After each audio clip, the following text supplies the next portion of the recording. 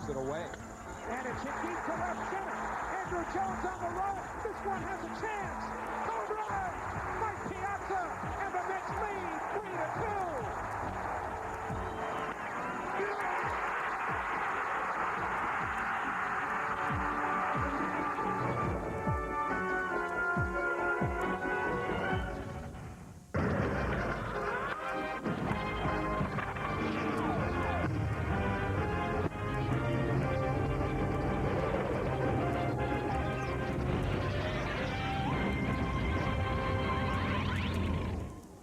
So in the year 2002, there's no reason to expect anything different from what we've seen in the past between tonight's opponents, the New York Mets and the Atlanta Braves, who get together for the first time here at Turner Field in Atlanta.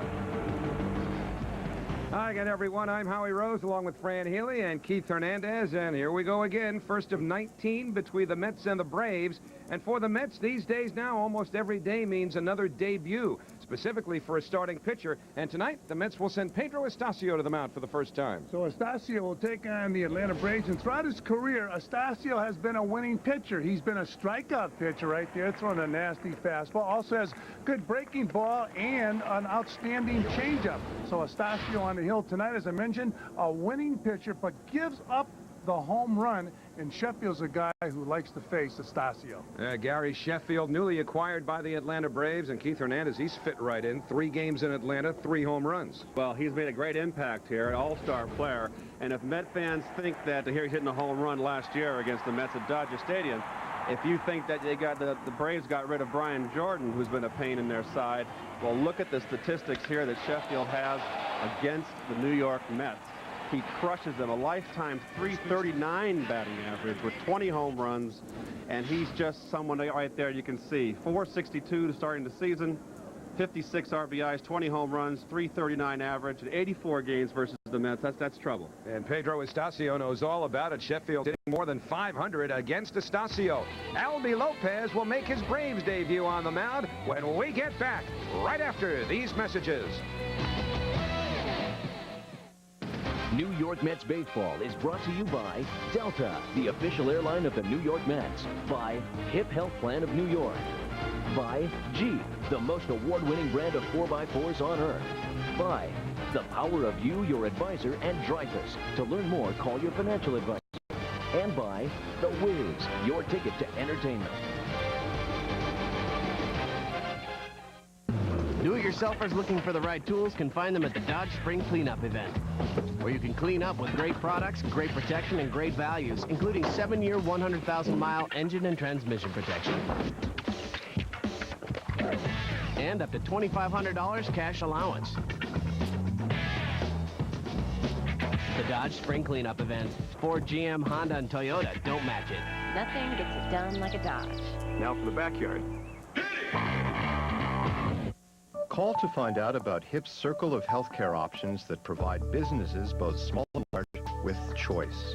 We have innovative products that give members the freedom to see specialists without referral, and plans that let members see any doctor anywhere.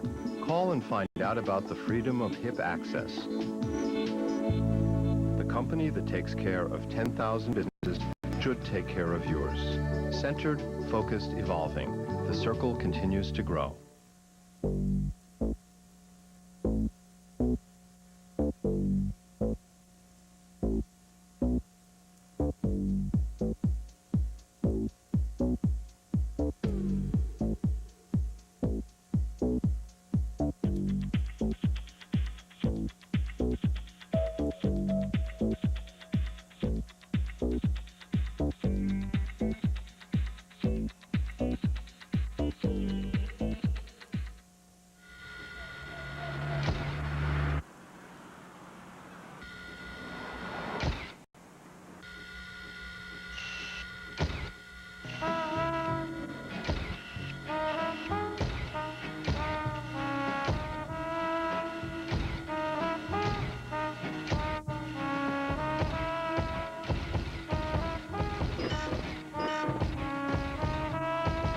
The Nissan Altima.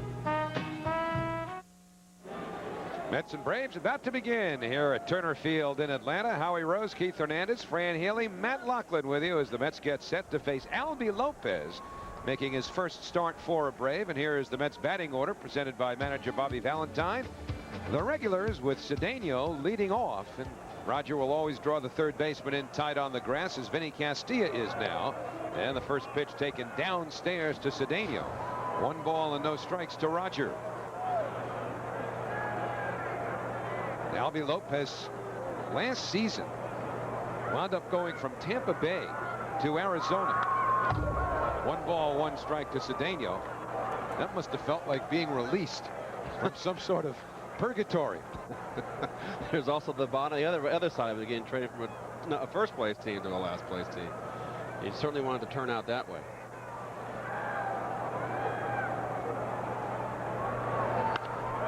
And the fastball fouled to the screen. The count 1-2 on Roger Cedeno. Cedeno has not had a hit yet batting left-handed. 0 for 4 from the left side. 1 for 4 as a right-hand batter. Well, Lopez is a guy that will give you innings. His lifetime record is 42 and 52 with an ERA of 4.75. Over at the knee, strike 3. And Roger Cedeno is caught looking. So Albie Lopez gets Cedeno on strikes. And the rest of the Mets batting order brought to you by Ford is Alomar at second, followed by Vaughn, Piazza, Alfonso, Burnitz, Hayton, Ordonez, and Pedro Astacio, who will make his first start for the New York Mets. Roberto Alomar now. And that's taken on the inside corner. 0-1 to Roberto.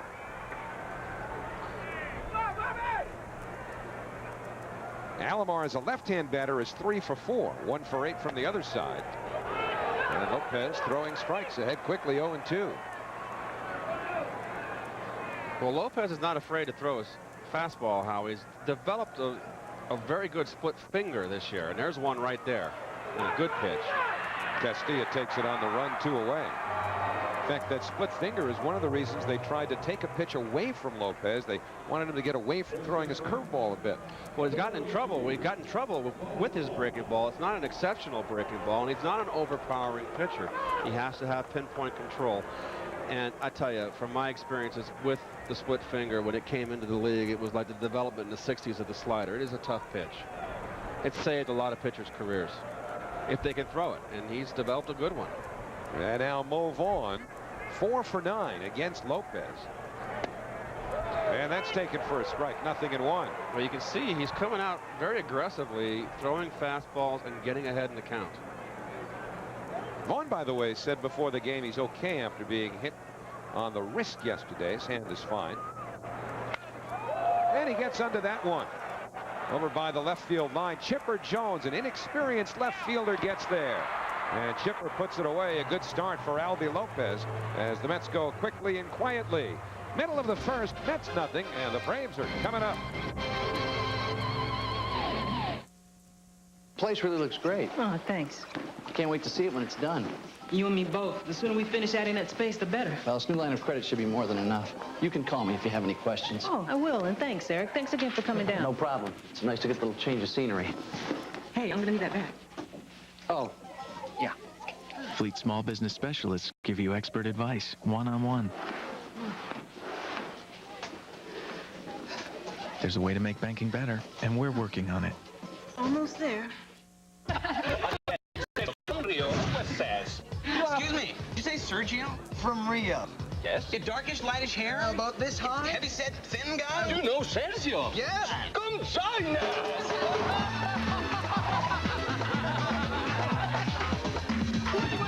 Wait. Let's go see Sergio.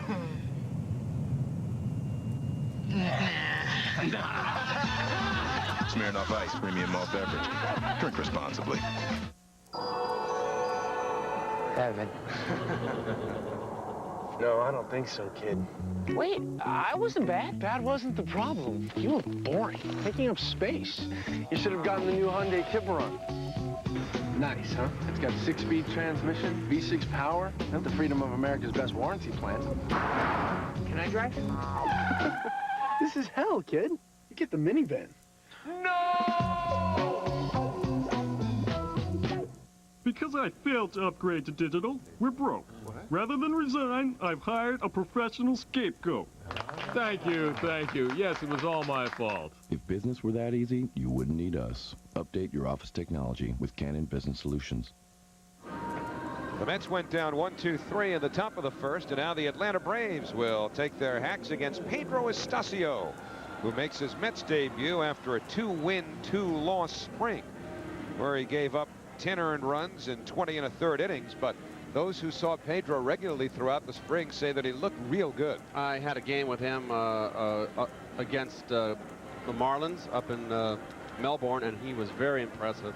Has good movement on his fastball, Howie, to left-hand hitter. Starts inside for a ball and breaks out on the inside corner for a strike. Kind of freezes the left-hand hitters. Let's take a look at the lineup Bill faced, brought to you by Smirnoff. Rafael Furcal leading off at shortstop, followed by Andruw Jones in center, Chipper Jones in left, Sheffield off to a magnificent start, and then Vinny Castilla, B.J. Surhoff, Javi Lopez, Marcus Giles, and the pitcher Albie Lopez. So Pedro Astacio, now in his 11th year in the major leagues, came up with the Dodgers, where he became very close to Dave Wallace, who eventually came over to the New York Mets as pitching coach. Wallace was the pitching coach there, and Dave says Astacio's like a son to him. And his first pitch to Furcal is fouled down the left field line and out of play. One thing about Astacio, though, and certainly those numbers don't lie, but the fact that he gets out of Coors Field, it's got to make him feel about as good as Albie Lopez felt going from Tampa Bay to Arizona. The fact that he won, there's that fastball I was talking about at the top here, the inning, that fastball that starts out in the inside corner. Getting back to Colorado, he won 17 games in Colorado. That is amazing. And Furcal, of course, missed a lot of time last year with a dislocated shoulder. That ball is fouled down the left field line, so it's still 0-2 on Furcal.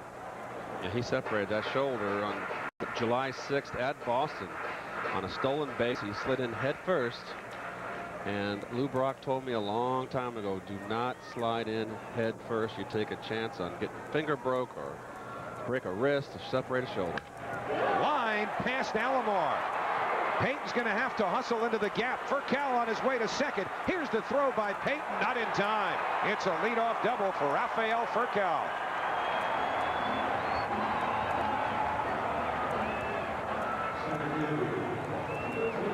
Well, here's the defense of the New York Mets, brought to you by the New York Lotto. You've got Mo Vaughn at first, Robbie Alomar at second, Fonzie at third, Ray Ordonez, the Gold Glover, at short, Roger Cedeno in left, Jay Payton in center, Jeromy Burnitz in right. I'm sorry, Cedeno. This Burnitz in right, I'm sorry. Piazza behind the plate. And we got Astacio on the hill. And Pedro now pitching to Andruw Jones off another 100 RBI year last year. Drove in 104. Good lead at second for Furcal, and the pitch fouled straight back. No balls and a strike. Andruw and Chipper went back-to-back home runs last night in the 11-2 win that the Braves had over the Philadelphia Phillies. Braves won 2 of their first 3, and the Mets lost 2 of their first 3. There's a little bit of concern about Andruw Jones here. He had a 275 first half of the season last year, Howie, and in his second half he hit 231 in strikes. Always has struck out a lot. Still hit 30 home runs and drove in 100 runs. Hit 251 for the season. He did not have a good spring. They're a little concerned. That's chopped foul. Well, one thing that might have played on his mind somewhat throughout last season was contract uncertainty, but he signed a big new deal. He's set as a Brave through 2007. And you know, Keith, it's almost like having a fourth outfielder when you look at the ground that he covers. Absolutely, and he's young. I mean, he's in his early 20s, great defensive outfielder. And with this new outfield of the Braves with Sheffield in right, who's really playing left field with the Dodgers, and Chipper Jones moving to left field, they need a defensive center fielder. Deep to left field, Cedeno on the run. This ball is gone. Home run, Andruw Jones, and just like that, the Braves take a 2-0 lead.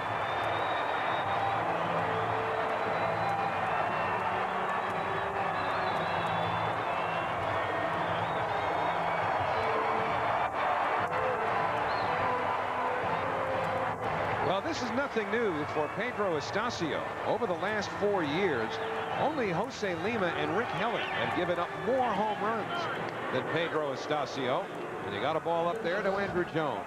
Well, here it is again. It's a fastball right down the middle up. And he got beat on the first at bat on the double. Give up to Furcal on a fastball in the same spot. He has to hit the corners. Every pitcher does. He has a tailing fastball that can tend to come back out over the plate against left-hand hitters. And you can see right there the ball's right down the middle, and that's just the head of the bat is right out there. Great contact. So Andrew's second home run of the year. And now Chipper takes downstairs, and Astacio behind 2-0. 6 straight years now, Chipper Jones has driven in 100 or more runs. Think going to a new position will affect him at the plate at all? I don't think so. I think he has. There's the fastball he needs to throw to left-hand hitters. And the trouble with that kind of fastball, Nolan Ryan had one like that, the ball that naturally tails away. If you start out on the inside corner to a left-hand hitter, it's going to fade out over the middle of the plate.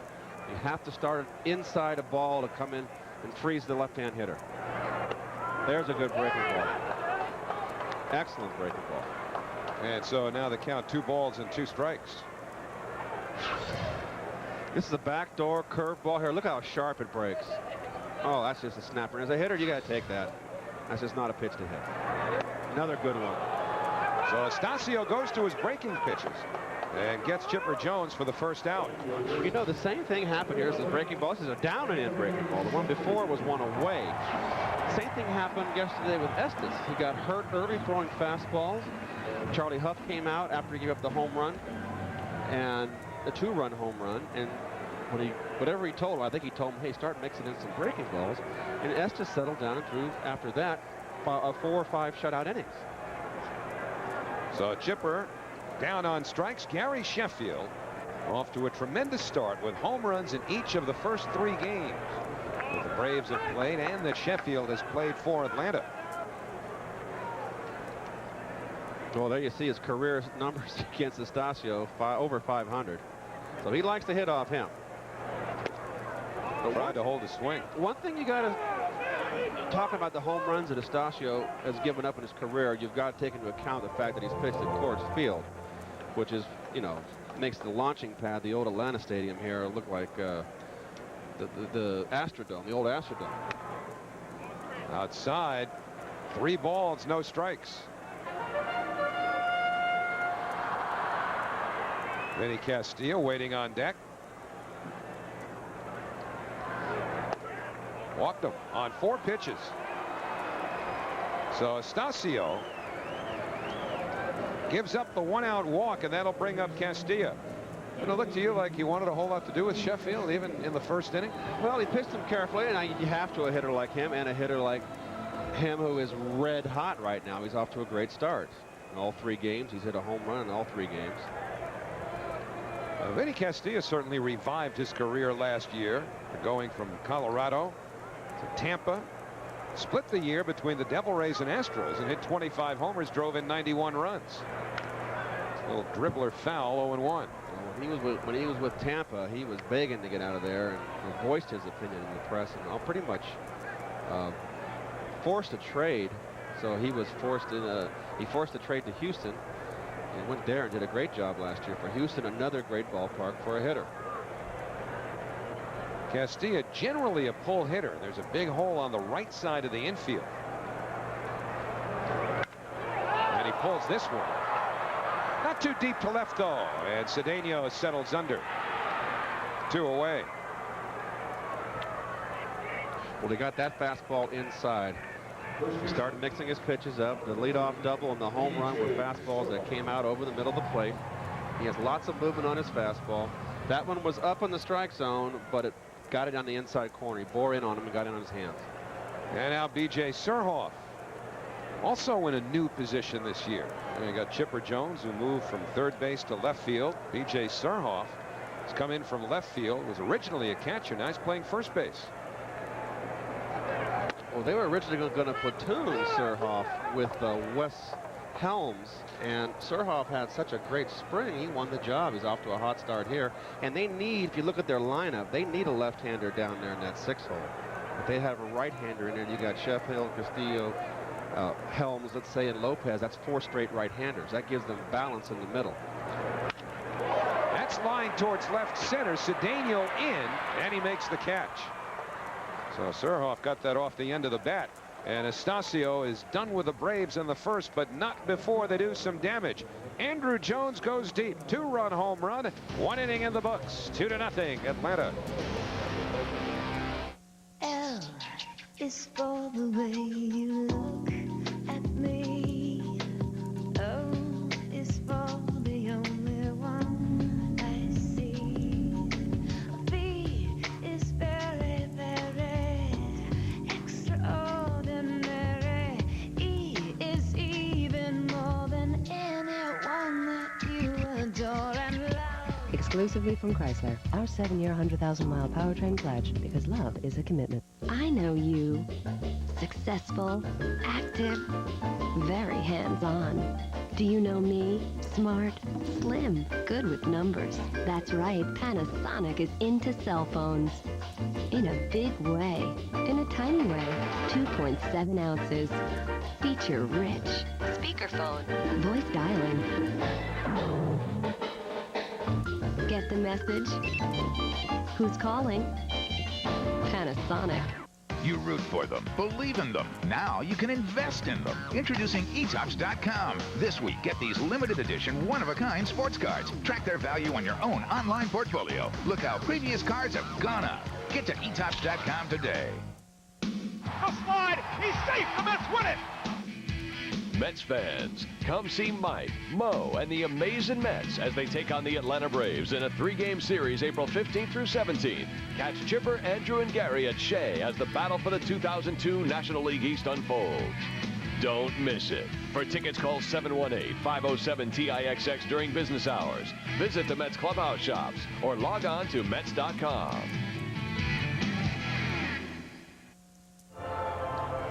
Albie Lopez with 2 runs tucked in his hip pocket, getting set to work the second inning against the middle of the Mets batting order. Mike Piazza, Edgardo Alfonso, and Jeromy Burnitz. A cool, windy night here in Atlanta. I'm sure for a lot of the players, certainly those who have not opened the season under warm weather conditions, this is the first time they're feeling this kind of breeze and this kind of chill. I don't know if that affects hitters more than it does pitchers. But it's a different feeling, I guess, if you've been down in Florida for 6 or 8 weeks. And they had a great opening 3 days in New York. You can see the flag there, the wind blowing out from left field to right field. It is chilly tonight. It's going to get down into the mid-30s as a low. Aren't we in the South? But we're a mile high here. I guess, yeah. 1 ball, no strikes to Piazza. Mike didn't do much offensively against the Pirates, and this Southerner is prepared. It says you don't need scarves and earmuffs down in Georgia.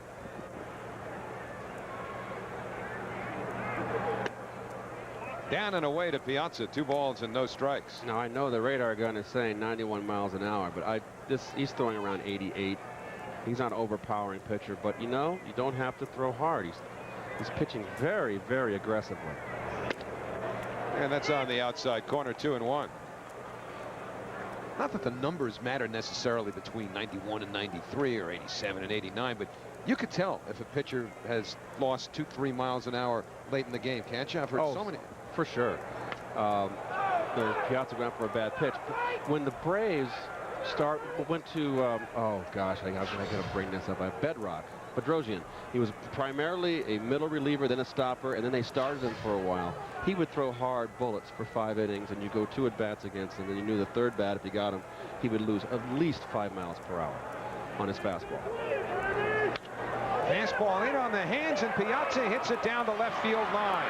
So Mike's got an extra base hit. He's on his way to second. Chipper Jones plays it back in, and the Mets have their first hit of the ball game, a leadoff double here in the second by Mike Piazza. Well, here's the Lincoln defense, the Brave defense.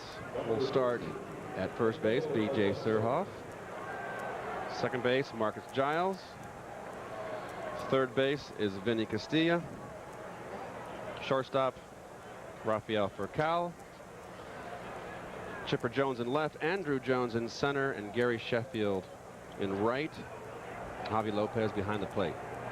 And a Edgardo Alfonso swings through a fastball, 0-1. Good start for Fonzie. 3 hits in the opener, 5 for 11 overall. And a good sign for Piazza, too, because pitchers have tried to get him out with hard stuff inside, and Mike turned on that well, and now he's in scoring position. Well, that was an up-and-in fastball, and he did turn on that. I know, you know, playing in New York, we've only played 3 games here, and everybody's panicked. You know, the Mets are hitting to 226 as a team. Oh, it's only game 4, and sometimes it takes people some time to get on track. And this is a new lineup out here. It's going to take some time for this team to gel. Now, certainly they want to make a point here and play well here against the Braves. Little chopper, and that's a foul ball. Some might think that in baseball, Keith, the dynamics are different than they are in other sports about needing time to come together as a unit. Is that overstated sometimes in this sport? I don't think it's overstated. I think a lot of it is that when you come up in April, you play in cold weather, and in baseball is a warm weather sport, and I didn't like playing in cold weather. I did the best I could. You survive the elements, but I liked it when it was August and July and it was hot and humid. So the pitchers have the advantage early in the season. Into center, that's a base hit. Piazza will be held at third by Maculati as Andruw Jones plays it back in, and Alfonso now hitting .500 on the year with 6 out of 12, but the Mets have runners at the corners with nobody out. Well, here's a fastball inside. Fonzie got jammed a little bit, but he stayed level with the swing. Mike didn't get a good break on that ball. He didn't get a good read.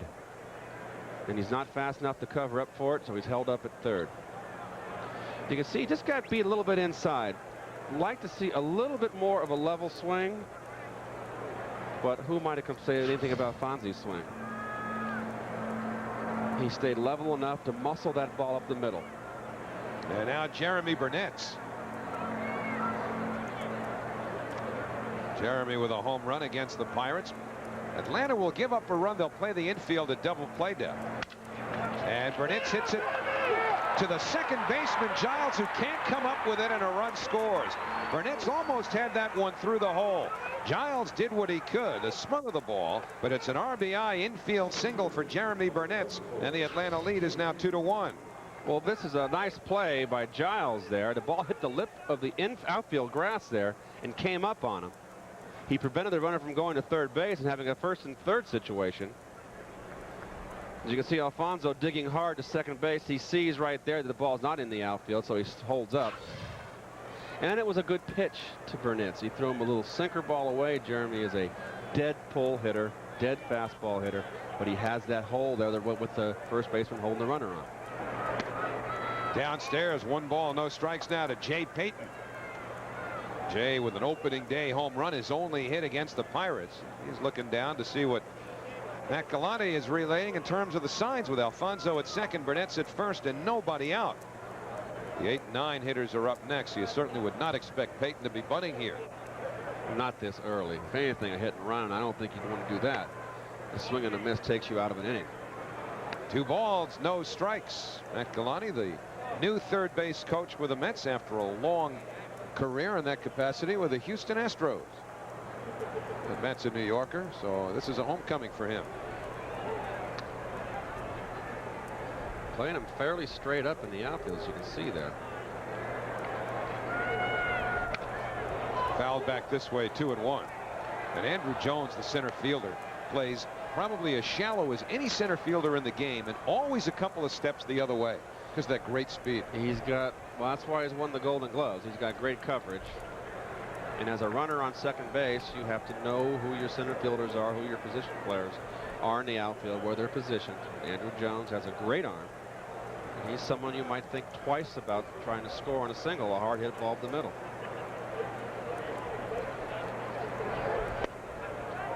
A strike at the knees, and Payton doesn't think so. 2 balls and 2 strikes. I think that he knew that was a strike and was looking for a breaking ball. A lot of times it's computer stuff they have down there. That pitcher Albie Lopez in a 2-1 count throws a curveball 75% of the time to a right-hand hitter. You know, sit on the bench and watch. He's been throwing fastballs the whole game, starting us out. Heck with that stuff. There's too much information. You can figure that out yourself. Little jumper to the shortstop for Cowell. That's one. Back to first, and they double up. A tough man to turn a double play on. Jay Payton with great speed, but a quick turn for Cowell to Giles to Surhoff. This is a great double play. As you can see, Furcal made the play. A great slide in there to take him out. Furcal knows he's got a fast runner. He came in hard to get the ball bare hand by Giles, and he's hung right in there and got his lunch. Look at this. That's just staying in there. Very nice. And Jay thinks he's safe, but Jay, you were out by half step. Sorry. Didn't need to look at the first base stump, Dale Scott. What I'm going to do is look up here. He had it all the way. Ray Ordonez the batter. And that's off the outside corner, 1-0. So you never looked at any of that stuff they gave you, huh? I just knew you face the same pitchers year in, year out, and you know how they want to pitch you. And all that computer stuff is so sterile. Hey, what's the situation? Do you... Hopefully we can narrow it down. And Ordonez with a base hit to tie the ball game. So Ray Ordonez picks up his second RBI of the year. The Mets come right back to get into a 2-2 tie. It's the fourth hit of the inning here, and Lopez threw a fastball here again aggressively, but this is right down the middle. And this is the catcher set up outside, and the ball comes back over the middle. And Ray stayed in. You can see right there, he's standing straight up. Now Pedro Astacio, and that's off the outside corner, 1-0. So, point being, does, say, Ray Ordonez count as a right-hand hitter is what he does, but pitcher A does. So, what, the same thing counts for Ray Ordonez as opposed to Gary Sheffield? I just don't buy it. It's just too general. That's why Bobby Valentine is no big fan of the numbers that we get before every game of what a specific hitter has done against a specific pitcher, because Bobby says, well, those numbers don't tell you what the situations were in a game. At what point in a pitcher's career did he have success against a certain hitter? A lot of things change over the course of time, much less a single game. A hitter could be in a slump. Astacio hits one into center. Ordonez turns second, but will hold on against Andruw Jones. And Astacio delivers the 5th Mets hit here in the second inning. That's going to bring Leo Mazzone off that rocking chair, which is not a rocking chair at all. It's just the way he sits. Well, another high fastball. Javi Lopez sitting up outside, ball tailing back over the middle, up in the zone. Pedro stays nice and level. There's the break there. No chance with Andruw Jones out there in center field playing so shallow. There's no way. This Brave rotation, if you look at it, I mean, if you look at it, you've got Maddox, Glavine, Marquise is a question mark, Millwood's a question mark, and Lopez is a question mark. Well, the Mets have started to hit here in the second inning, and that's what Mo Vaughn was talking about in our Tri-State Consumer Quote Book. In fact, he guaranteed it. Yes, we're going to hit. He's played in Boston. Boston's no different than playing in New York or Philadelphia. The three Northeast, the media will just get after you in a heartbeat. Well, Mo was talking about that before the game today, too, and he said he loves it, being a Northeasterner, having played a few years out in Anaheim, actually 2, 1 on the DL.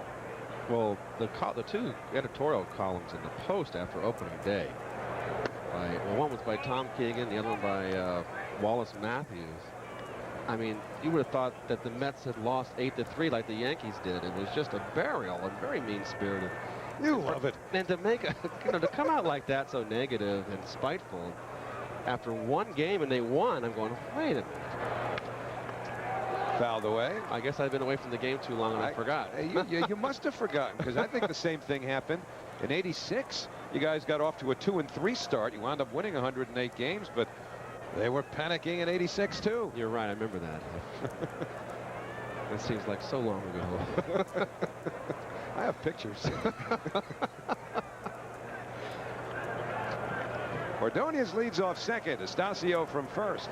And the 1-1 to Cedeno, ripped right through the middle. Andruw Jones charges. Here comes Ordonez. The throw up the first base line, and the Mets have a 3-2 lead. 6 hits in the inning. Cedeno with a base hit, his second RBI of the year. Well, they're all over his fastball. Now, throw something else. This is another fastball, and he stayed right in there. He just didn't get the ball down. Tried to throw a little tailing fastball. Belt high. Great throw by Jones here. Could have been cut off. The runner was advancing. A little offline. Ordonez has too much speed. So you know what's happened in this inning is that they've read the charts. Fastball high to Roberto Alomar. Well, here's Astacio's reaction to the base hit. And he's looking over to the third base coach, as he should, and you don't want to send him. You don't want to send him in this situation. You got a chance here with Alomar up to get another run. Fastball missed, 2-0. So 6 hits in the inning. A leadoff double by Piazza. The rest have been singles. And the Mets with a 3-2 lead.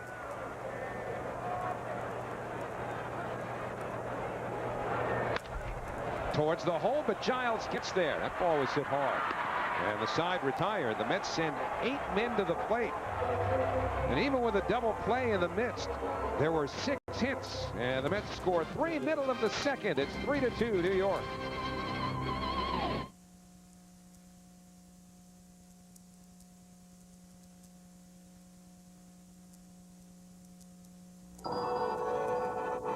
Evan. No, I don't be scared. Wait, I wasn't bad. Bad wasn't the problem. You were boring, taking up space. You should have gotten the new Hyundai Tiburon. Nice, huh? It's got 6-speed transmission, V6 power, and the freedom of America's best warranty plan. Can I drive it? This is hell, kid. You get the minivan. The wonder of it all. Take a chance, make it happen. Pop the cork, finger snapping. Spin the wheel, round and round we go. Life is good, life is sweet. Grab yourself a front row seat. Let's meet and have a ball. Let's live. Yeah, let's live for the wonder of it all. Meet me at Foxwoods. Foxwoods.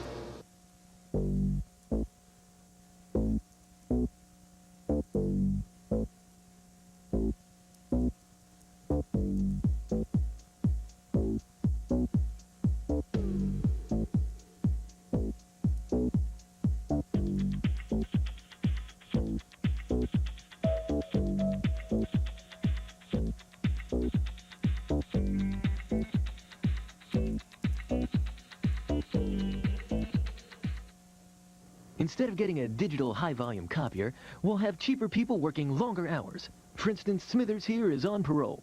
He'll work for nothing. If business were that easy, you wouldn't need us. Update your office technology with Canon Business Solutions. New York Mets baseball is brought to you in part by Smirnoff Ice, intelligent nightlife.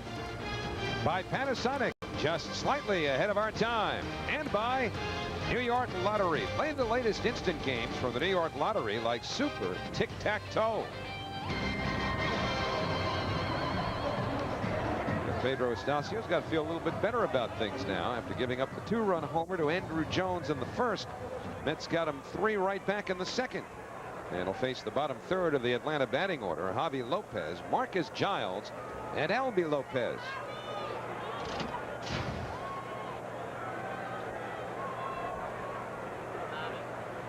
This is a fairly solid Atlanta lineup. And that's hit down to third. Big hop for Alfonso. And the long throw is right there, 1 away. Well, in case you were not around to see our pregame show with Matt Laughlin, the Mets made a deal today. And this looks like a win for the Mets. Certainly in terms of what their needs are and what they get, because they get a reliever, Scott Strickland, who's got an outstanding arm. He throws hard. He's got great stuff. Mets sacrifice a left-handed starting pitcher, Bruce Chen, plus Dickie Gonzalez. Matt Watson had a big year in the Florida State League last year, but Bobby Valentine on the phone talking to the newest Met, Scott Strickland, said, we've been trying to get you since the winter meetings last year. So welcome. I saw him pitch last year, and he's got good stuff. And Omar Minaya up there, the new general manager for Montreal, he was in this Met organization over the years. There's people he likes in the minor league system, which he was heavily involved in, and I don't think this will be last trade. I think it's a steal for the Mets. I mean, it puts him in a little bit of a a jam right now because they've only got one left-hander in the bullpen, and Mark Guthrie. And Alfonso backed up by Marcus Giles, and there are 2 away. But I think on the long term, they will bring another left-hander in. They're not going to rush Franco back. Franco's going to be, I think, another couple of weeks at least. But they can live with this, and if Guthrie doesn't quite do the job, they'll have to make a move sooner than they plan. But you cannot turn down a pitcher if it's quality. And it'll take some pressure also off of David Weathers, who figures to get a lot of 8th-inning responsibilities. Line towards the left field line by Lopez, and now each pitcher has a base hit. So Astacio had retired 4 in a row until Lopez dunks one into left. Well, they got this ball up. Both pitchers are trying to pound in right now. This is a mistake. Mike was set up outside. You can see his glove hand come to the inside corner. So Lopez, devoid of speed on at first, and Rafael Furcal, with plenty of speed, doubled his first time up, came around to score on the Jones home run. Braves now with 3 hits off Pedro Astacio. And the curveball. 1 ball, no strikes. Vaughn is, for some reason, is holding the runner on the first pitch. Now, he's got to play behind here with the pitcher up, the left-hand hitter, particularly. Where in the heck is Albie Lopez going to go? You got to play behind him, particularly with a left-hand hitter. I would certainly think you'd want to take some of that hole away. Mentioned that Lopez does not have speed and is not a candidate to steal a base here with Furcal up, not the pitcher. Of course, Bobby Cox will probably send him right now. Not going. 1 ball, 2 strikes. Our reputations are on the line. There's a good fastball inside there. Now Vaughn backs up. Well behind the runner, and the 1-2 pitch to the right side. Alomar gets there. 2 away, 3 men out, and the side retired, with the Braves coming up with a 2-out hit from the pitcher, and nothing more. So 2 in the books on a chilly night in Georgia, and the Mets have a 3-2 lead. Introducing the best damn sports show, period.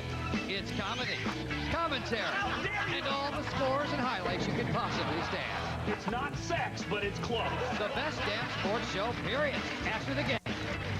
Papa John's presents a mouth-watering deal that'll put a smile on your face. Say cheese.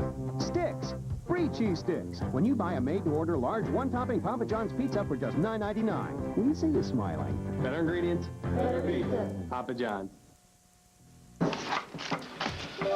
Hey, how you been? Fun girl. I'm great. My friend Molly and I decided to get away for a while. Molly? So we rented from Hertz.com. Who's Molly? It was so easy. Found their best rates, special offers. Oh, yeah. And now we're having so much fun together at the beach. Maybe I should go to Hertz.com and drive down, too. Sound good to you, Molly?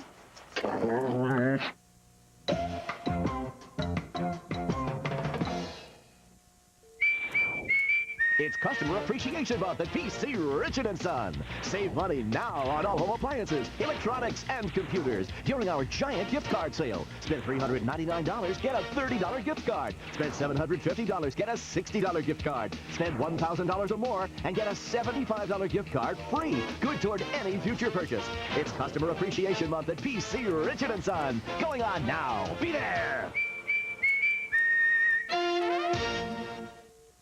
Papa John's presents a mouth-watering deal that'll put a smile on your face. Say cheese. Sticks. Free cheese sticks. When you buy a made-to-order large one-topping Papa John's pizza for just $9.99. We see you smiling. Better ingredients, better pizza. Papa John's. This copyrighted telecast is authorized under rights granted by the New York Mets solely for the private non-commercial use of our audience. Any publications, reproduction, retransmission, or other use of the pictures, descriptions, and accounts of this game without the express written consent of the New York Mets and Madison Square Garden Networks is prohibited. And if you didn't know, that right there is some baseball royalty. Not a bad outfielder right there. Hank Aaron, whose all-time home run record might be in jeopardy. Barry Bonds is on a tear. Jeez. Well, a game-winning home run today. Vince Piazza, Mike's dad, on hand. You didn't, let me see, by the time Aaron went to the American League, had you come up yet? Mo Vaughn hits one foul down the first base. You didn't play Hank was against him, did still you? with Atlanta when I came up. I guess I was called up in '74. He was still with Atlanta. That was the year he broke the record, 74. Hit a home run off Lynn McLaughlin. The only home run I actually was part of a game that he hit a home run in. So a line drive in Busch Stadium. Went out like a dart. Vaughn flied to left first time up. Way out in front of a high changeup in the count 0-2. Well, you can see Mo here. Mo is a little bit of an uppercut swinger. You can see the level, the angle of the bat. So it makes him a real dangerous belt-high, low ball hitter like most left-handers. So strong. Goes away 1-2. Lifetime 298 hitter. He can hit. And why? I'm sorry. Why is it that left-handed batters seem to like the pitch down and in better than right-handers do? Well, it used to be the rule of thumb that right-hand hitters were the high ball hitters. Line to left. Chipper Jones over, and he has to play it on a couple of hops. And Mo Vaughn's got a base hit. They better get someone up in that bullpen because this guy might give up 25 hits before the inning's over. Look at this fastball tailing away. This is a good pitch, and that's just good hitting. So as a pitcher, that's just a pitcher's pitch, and you just tip your hat. I don't think he's in the mood. Not after that. What's that? 7 hits now. 1, 2, 3, 4, 5, 6 out of the last 7 batters have singled off him. Piazza started it in the second inning. A double down the left field line on a fastball that was running in.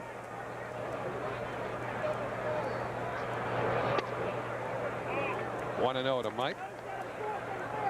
You know, even though Mike doesn't hit the ball to right field very often, with Vaughn at first base, I would be inclined. I would look in the dugout and ask the manager if I could play behind Mo Vaughn. They're not going to hit Mount Piazza. Piazza one swing. You don't want Piazza not to take anything but it's a normal swing. Fouled back. Surhoff playing in front of Mo Vaughn. And there might be that pitch that he might go the other way with, and because you're playing behind him, you're going to make the play, and it's going to be a double play. Of course, Mike's got such great power the other way, but you see the infield. He doesn't hit the ball on the ground that much to the right side. He goes like Fonzie into the gap into right center field.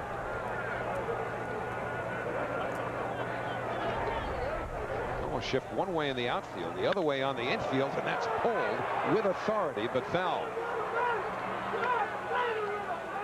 Lopez better go to plan B here pretty quick. He's lost 19 games last year, 12 in Tampa, and he went 4-7 when he went over to Arizona last year. And he said in the paper he lost the 19 games because he was playing for a last place Tampa Bay team. Okay. Short lead for Vaughn. Off the outside corner, 2-2. That didn't miss by much. This is a little cut fastball that just misses, and it did. He brought the glove back in.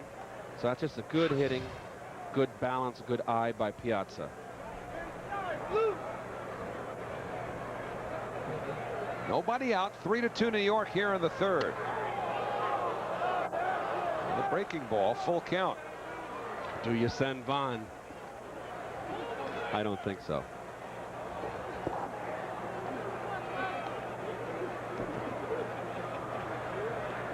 I suppose you could. You know, Piazza doesn't strike out a lot for a guy that's a power hitter. Well, I don't think it's going to happen. Vaughn with a very short lead, not running, and Piazza hits it foul the other way. One thing Bobby Valentine has done in the past, and especially last year when not a whole lot was working offensively, he would shake things up and do unorthodox things like that. Not that Vaughn was here last year, but hit and run in unusual circumstances just to try to manufacture something. This game right now to this point doesn't have the look of needing to manufacture things. Not yet. And the lineup that the Mets have this year now, the middle, you're talking from 3, starting with Vaughn, down to Burnitz in the 6th hole. That's a lot of power hitters in there. There's not going to be a whole lot of hitting and running. the foul ball. Vaughn was not running. The 1-2 guys in this lineup, Cedeno and Alomar, will be the ones that are going to make things happen. Cedeno, when he gets on base, is going to steal bases. He stole 55 bases last year in the American League with Detroit. Alomar handles the bat, can hit and run with him. Then you basically got power hitters in Vaughn, Piazza. Alfonso you could hit and run with. And then you got Burnitz, of course, who's a power hitter. Ball 4. And Lopez in trouble again. First 2 Mets get on here in the 3rd. A base hit by Vaughn, a walk to Piazza, and now Edgardo Alfonso.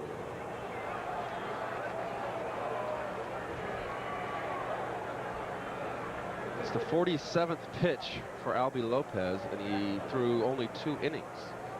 He hasn't got anybody out in the 3rd. He might get a pretty good at-bat there. Fouled a few pitches off, stayed alive, drew the walk. He had a very good at-bat. Took some. The impressive part was taking that 1 slider with a 1-2 count, but just missing the outside corner. On the outside corner, no balls and a strike. Fonzie singled and scored, so he's now 6 out of 12 on the year, and 4 out of 8 in his career against Albie Lopez. Braves at double play depth on the infield. Outfield a couple of steps towards right. 1-1. We've already seen the Braves infield turn 1 impressive double play in this game. Well, it's about time they got someone up in that bullpen. The house is going to burn down before he comes in.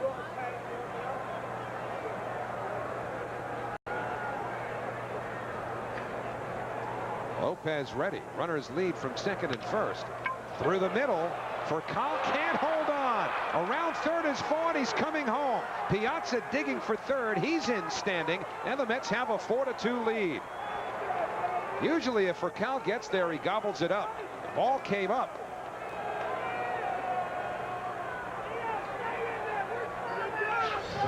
Well, Fonzie again continues his hot hitting here. It's catcher Lopez setting up away. It is a split finger, and that is a nasty pitch. And that is just good hitting by Fonzie. The ball came up on Furcal.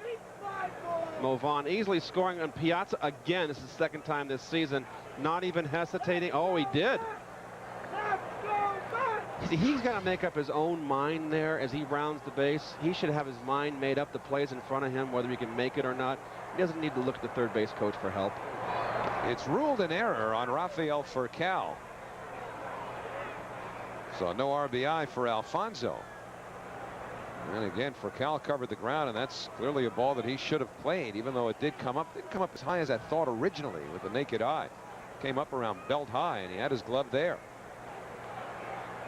Boy, as a hitter, that's a ball you want to get a hit. That's got RBI in it right there. Right through the middle. Doggone, you want that home book.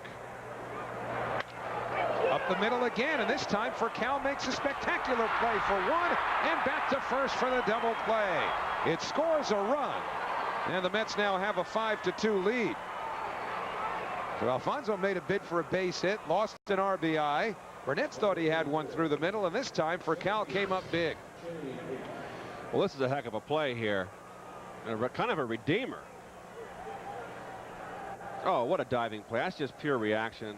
And the second baseman, again, Charles has just shown me that he can stay in there, not afraid of being taken out. 2 fine plays up the middle. So the second double play turned by the Braves. Jay Payton tried to hold his swing on that high and tight fastball, and he did. 1 ball, no strikes. So Piazza has scored twice. Payton was doubled up his first time up.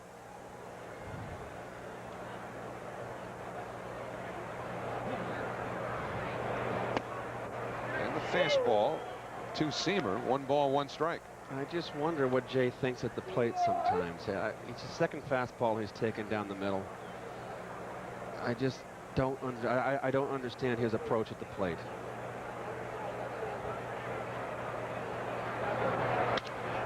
Lines that one to center. Andruw Jones gets there, and the side retired. But the Mets tack on 2 more in the 3rd. There was a hit, an error, a walk, a double play added up. Middle of the 3rd, 5-2 Mets.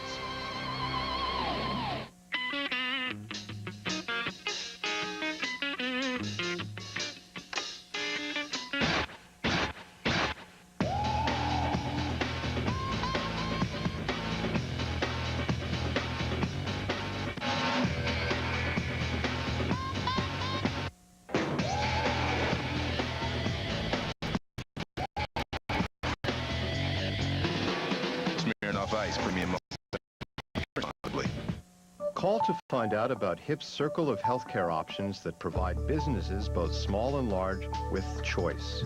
We have innovative products that give members the freedom to see specialists without referral, and plans that let members see any doctor anywhere. Call and find out about the freedom of HIP access. The company that takes care of 10,000 businesses should take care of yours. Centered, focused, evolving. The circle continues to grow.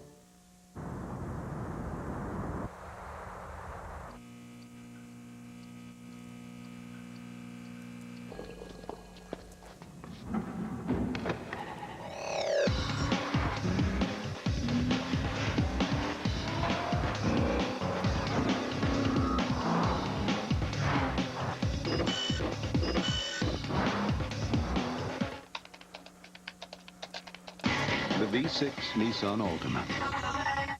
The boss wants a more efficient operation, but we never upgraded to digital. What should we do? We'll distract him with my fake mustache. You can't take your eyes off it, can you? If business were that easy, you wouldn't need us. Update your office technology with Canon Business Solutions. It's time for MSG Network's 7th annual Cheering for Children Week telethon to benefit the Cheering for Children Foundation.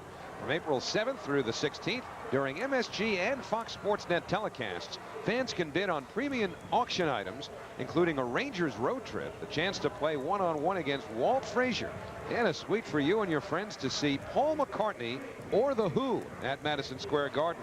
Log on to MSGNetwork.com to check out all the great auctions available and help make a difference. No, that's not Candlestick Park. It's a little different than it'll be when the Mets come back here in June. Andruw Jones hit a 2-run home run his first time up.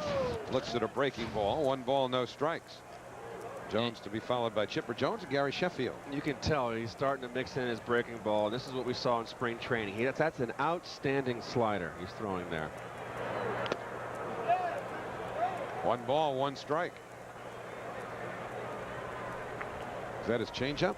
I believe it was, and that's not a spot he wants it upstairs like that. He got away with that. But you can't throw it where you want it all the time, but you don't want to throw a changeup letter high. And that's a pitch that can get launched. Unusual for Astacio because the changeup has been one of his real good pitches. I like all of his pitches. Here's the first inning home run by Jones, a fastball that just didn't run in there enough, and he just turned on it. You can see a very quick bat.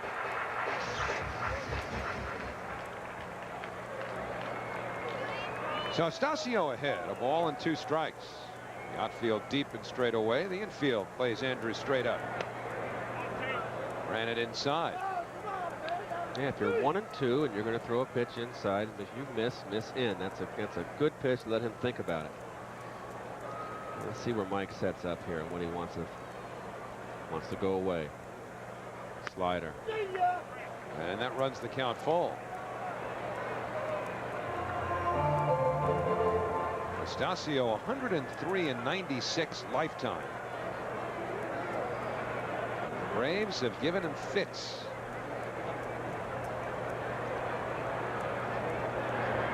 And the breaking ball gets him. Real good curveball by Pedro Astacio for his 2nd strikeout of the game. I don't think he wanted this location, but the off-speed part of the pitch fooled Jones. Watch, he's out in front. That's what fooled him. The curveball's on the inside part of the plate. You want the curveball on the outside corner, so you could pretty much call that a hanger. There's a good pitch. And Chipper Jones lines it to right past Burnitz. Jeromy comes up with it, and that'll hold Chipper at first base. So isn't it funny this game? You get away with a hanger where you hung it on the inside part of the plate. It still broke down sharp and strike someone out. I'll throw a nasty one down and in. And you give up a single. There you go with and the a bullet. Sanders down and inning. There you go. So you give credit to the hitter there. That's just good hitting right there. Great balance.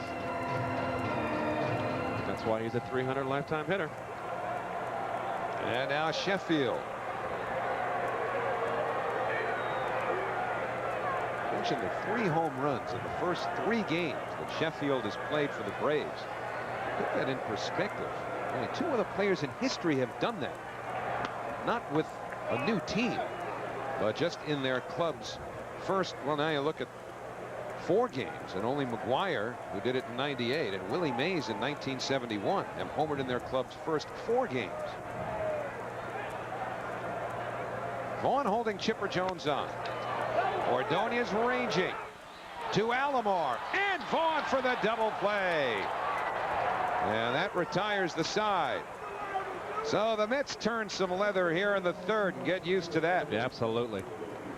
Ordonez to Alomar. They'll get together on plenty of those double plays. Fran Healy will get together with Keith for the next 3 innings. The red-eyed tree frog, cleverly equipped with suction cup-like toes so it doesn't slip. Ford Focus, also cleverly equipped. It's the only one in its class with advanced track. It senses which tire needs more grip for more control through a variety of conditions. 2 sure-footed species, but only one's been a Car and Driver 10 Best for 3 years running. Now get $1,500 cash back or 2.9% financing for 60 months. Ford Focus with advanced track. Everybody's stuck on it. The first time I ever played the lotto, me and my girlfriend at the time in high school, I had just turned 18, and there was like a really, really big pot, and people were coming from all over the place to gas stations and stuff like that who were packing in to buy lotto tickets. And we walked in, we waited online for 10 minutes, and then we got our ticket. We didn't win, but it was fun. We had a lot of fun talking and dreaming about like what we would do if we had the money and the stuff we buy for each other. And then we broke up. I could sell Toyotas. Hi there. May I help you? Miss Camry, I'm trying to decide between the VVTi4 and the double overhead cam. Why don't you talk to my assistant right here? She'll tell you about the double camera VHS. Either way, it's the best Camry ever. Bigger, roomier, more powerful, and with exceptional financing on Camry, you can save a lot of money when you buy now. And starting at 19 and change, it's less than last year. It's less than last year. Hey, if your appetite is bigger than your budget, it's got to be Applebee's.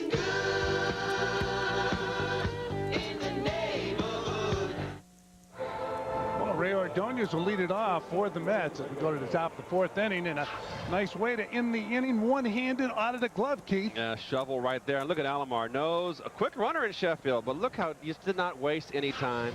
Has the sense to know what he has to do to get out of the way of the slide. Like Howie said at the end of the inning, get used to that. We've seen some sizzling play with the guys up the middle. On both sides. Yeah, both for Kalman. A nice play in this ball game as Ordonez fouls off the first pitch. So it's 0-1 on Ordonez, who's 1 for 1 in his last at bat in the 2nd inning. He singled to center. So you saw Ordonez club that ball and just flip it out with that one hand. It's nice. That's sweet. Yeah,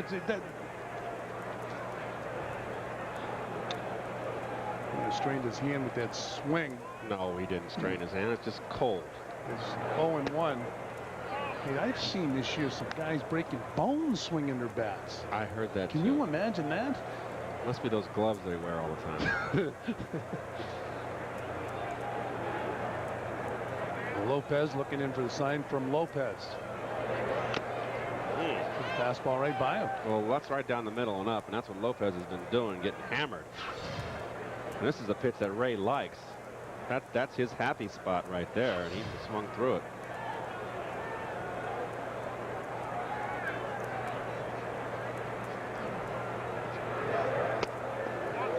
Misses inside, so it's 2 balls and 2 strikes. Tomorrow, Tom Glavine will pitch against the Mets, and Sunday, Bobby Cox told me before the ball game, as you look at Pedro Astacio, Bobby Cox said he hopes that Greg Maddux can get to the mound on Sunday. So it should be a nice series here in Atlanta, Georgia, the Mets and the Braves. Good eye. So now it's 3-2. He missed with 2 breaking balls. That's something that Ordonez last year, a pitch that Ordonez would have swung at with 2 strikes.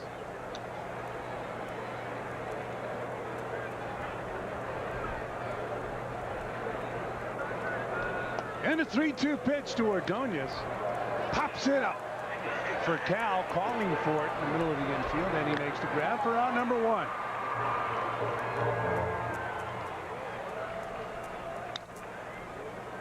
Well, there's the Atlantis bullpen. Surprisingly, where are the pitchers? You think they'd be down there ready to go, waiting for that phone call? Staying warm someplace. Bobby, both clubs are carrying 12 pitchers. That's a lot of pitchers. Of course, everybody now is emphasizing the bullpen. That's why they're up to 12. They used to carry 9 or 10 pitchers as Astacio takes down low ball one. We were talking about that over lunch, is that when we came up, when you went north, because of all the off days, most clubs took 9 pitchers. The fifth starter, they'd keep him down in extended spring training, so he wouldn't miss a start, and they can go with 4 starters, and then they would carry the normal amount, the 5 in the bullpen. But the game has changed. I mean, they got, like we saw in the Pittsburgh series, there's for every pitching change that can be possibly made, they're going to make the move. They're going to bring a left-hander. They're going to bring in a left-hander to face a left-hander, a right-hander to face a right-hander. You have to have 7 guys in the bullpen now. It's amazing how many pitchers now occupy a pitching staff. In fact, the Texas Rangers this year broke camp with 13 pitchers. Well, they need him with that staff. Strike 3 to Astacio, and Lopez flips down to first base. And now we'll take a look at our Aflac trivia question. Which 2 teams had a trio of 30 home run outfielders in a single season?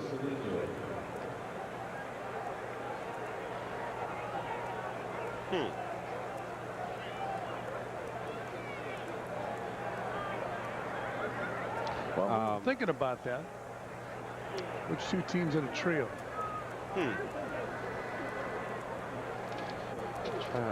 Oh, boy, it wasn't the old Brave team when they had all those guys that hit 20 home runs. I'll say the Dodgers were one of them.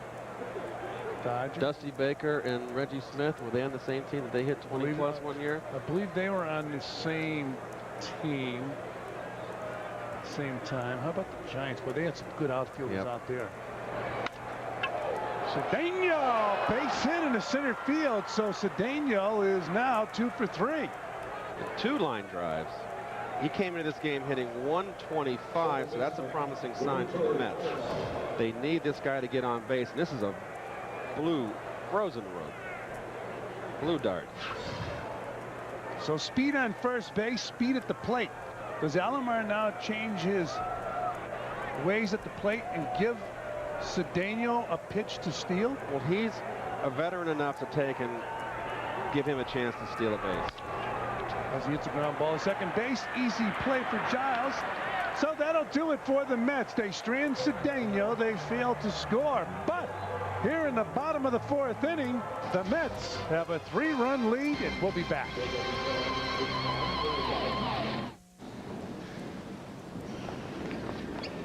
Ooh, scary. Yeah, and I bet they didn't have that insurance back then. What? Aflac. It gives your mommy money if she's sick and can't work. What does? Yeah. Aflac. Pay attention. To what? Aflac. Ask about Mets fans, here's a great way to see all the amazing action at Shea this season. Secure your seats for a Mets 8-pack.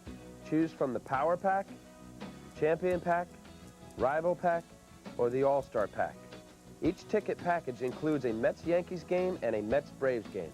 For more information or assistance in purchasing a Mets 8-pack, call 718-507-TIXX. We'll see you at Shea. New York Mets baseball is brought to you in part by Aflac. Ask about it at work. By Clarinex. Talk to your doctor for more information or visit clarinex.com. And by Heineken. It's all about the beer. Heineken. Atlanta, Georgia, Mets and the Braves. Much anticipated series. Both teams should be in it all the way. Should be exciting baseball at Shea Stadium this year. So if you're thinking of coming out, get yourself some tickets and come out and watch New York Met baseball as Astacio hits Castilla. So the Braves have a base runner here in the 4th. Number 15, first baseman, B.J. Sherlock. Not what you want to do. Fastball ran inside and got him in the thigh. Castillo missed the last game. Fouled off a ball off his toe. It swelled and had to miss the game. They're back in the lineup tonight. He had a big home run opening day for the Braves. In the second game, they said the wind kept a ball he hit in the ballpark. Well, B.J. Surhoff is the batter. I'm sorry, Fran. That's a good sinker right there. Surhoff, his last at bat was in the first inning. He flied out to left field. Surhoff playing first base. I guess as you get older and you're a Major League Baseball player, if you can't play other positions, move him to first. The easiest position on the field. Get your hands off me. It's 0-1. That's Surhoff. Now it's 0-2. Well, BJ, when they made the trade on January 15th for Sheffield, thought he was odd man out. Wasn't going to play. He was played left field last year and wanted to be traded. Went down to spring. They didn't trade him. Went down to spring training. Had a great spring, and he's won the first base job over Julio Franco and Wes Helms. Yeah, there was some talk that he wanted to be traded coming out of spring training. He's a good ball player. He grew up in the New York area, and he takes inside 1 ball and 2 strikes. He's your good journeyman player, knows what to do, smart player, does the little things. Will get a runner over, good RBI guy, not a power hitter. He came up as a catcher with the Milwaukee Brewers, signed as a catcher. I know our producer Kevin Meininger said he grew up in the same area, and Kevin worked with them when they were kids, teaching them how to hit up high. Is that the swing right there he taught him? 1-2 B.J. Surhoff. Chris Hammond in the bullpen. Well, I'm sure if they get to Lopez, they'll pinch hit. Braves trailing by 3 here in the 4th inning.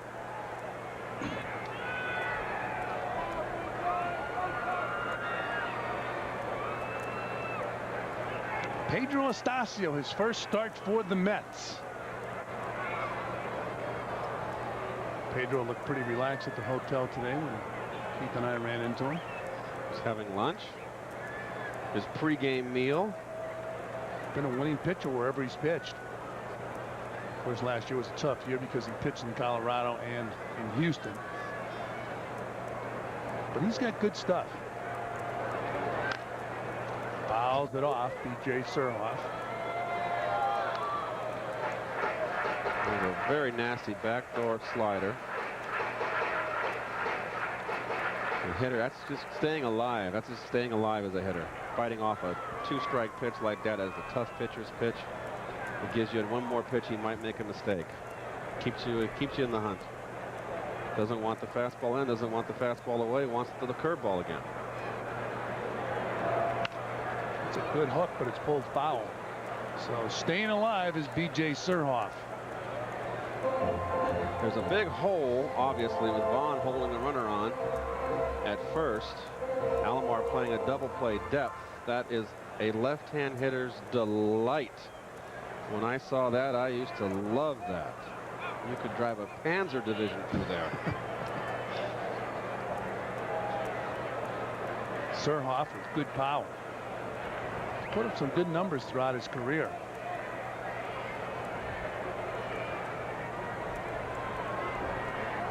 Astacio keeping that right arm loose, wiggling that arm while waiting for the sign. Fouled off Mike Piazza. You don't think Bobby Valentine holds his breath every time he sees his catcher Mike Piazza get hit with a foul tip? And Vince Piazza. Vince figures his son is made out of steel. He'll be all right. No, he's going, come on, son. Suck it up. That's off the toe. Ouch. In the cold weather, too. That's not good. He's tough. He loves to catch. There was rumors that Pudge Rodriguez wanted to move to another position. But Mike Piazza loves to get behind the plate. It's 2-2 on Surhoff. Fly ball foul down the left field line. Now, those are ugly swings, but that's a nasty. He's thrown him 2 backdoor curveballs that he's fought off. Then he threw him an inside corner fastball. This is all but 2 strikes that he fought off. And then he throws him a nasty changeup, sinking low and away, and he just gets a piece of it and stays in the hunt. 2 balls, 2 strikes, nobody out. We're in the 4th inning. Turner Field, Atlanta, Georgia. Watching all the action on Fox Sports Net as Surhoff drives the ball down the right field line and out of play.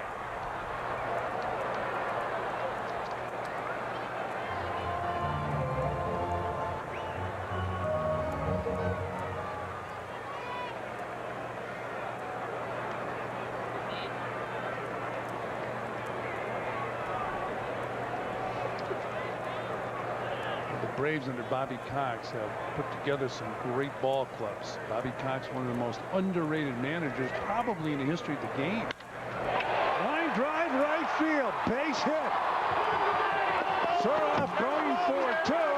They're sending the runner, the lead runner on his way to the plate, and Castilla is safe.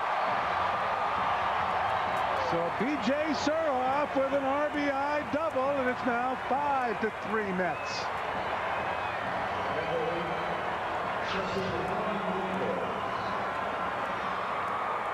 This is just good hitting. He finally fought off all those pitches. He tried to get a fastball inside and got it over the middle. Made a mistake. Surhoff rips it down the line. Easily scores the runner. Alomar throwing to third, and you can't see in the screen here. Astacio, here's the replay of the run here. Castillo's going to score easily on this ball, went into the corner. But Cedeno coming in from right field, from left field. You just saw him. It's Astacio's job to back up home plate. That is heads up on Cedeno's part to back up third. Well, that was a great shot of Cedeno coming in to back up third base on that throw. You don't see that. I tell you, you don't. No. Javi Lopez is the batter. Cedeno with good hustle going behind third base to back up the bag. And they appeal to third.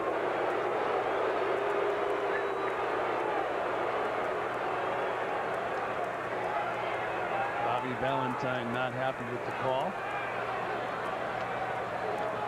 Chris Guccione, the third base umpire, said that Castilla tagged the base.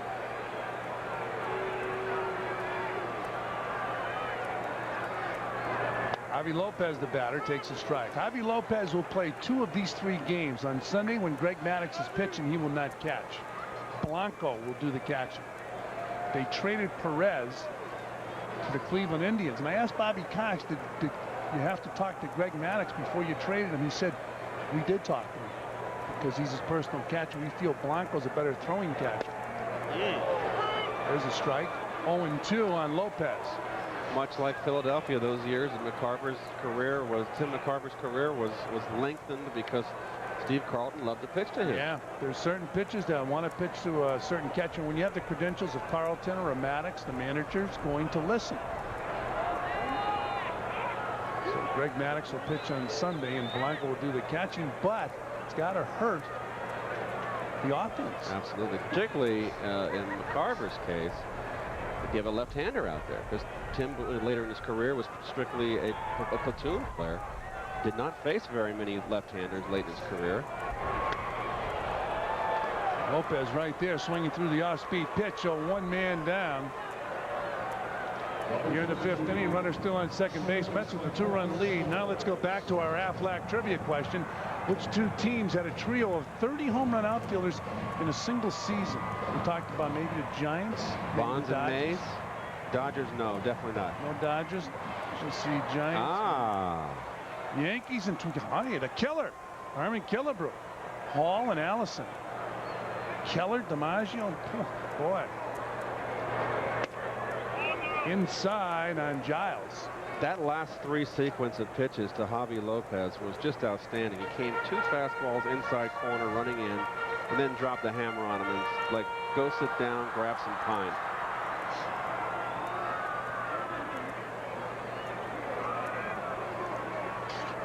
And the 1-0 pitch. Down low. 2 balls and no strikes. So these 2 teams will go at it again tomorrow and Sunday. Then the Mets have an off day on Monday. They will travel to Chicago to take on the Cubbies Tuesday, Wednesday, and Thursday. That's Keith Lockhart there. That's their only left-hander on the bench. So they're going to use them early. Inside, you know, using them early, you wonder how that affects the nature of the ball game when you have your stopper as Armando Benitez, a hard-throwing right-hander. So Bobby Cox, one of the best in the game at managing a ball club, looking on. 3-0 pitch. All 4, so Giles walks. Lockhart will be the batter. That'll bring Charlie Hufton out. That's just something you don't want to do there. The 8th hitter up. So this is a good time for Charlie to come out and talk to him. That's the Mets bullpen right there. Pitchers are someplace staying warm. Where are they? They back there watching TV or? There they are. They're hiding in ambush. Randy Neiman, the bullpen coach, getting up. Will there be some action? Two of the best managers in baseball working here tonight. Bobby Valentine with the Mets. Bobby Cox with the Braves. Astacio with 58 pitches. You see Lockhart's career batting in 790 games. 36 dingers.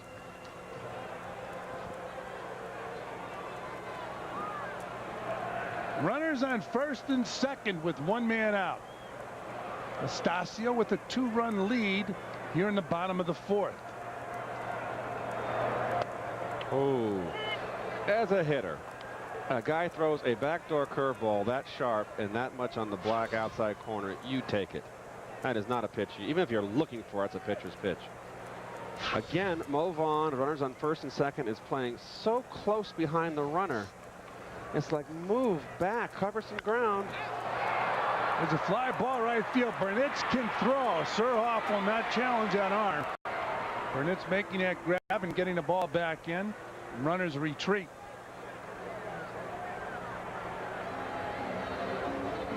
Surhoff to second, Giles to first, 2 men down.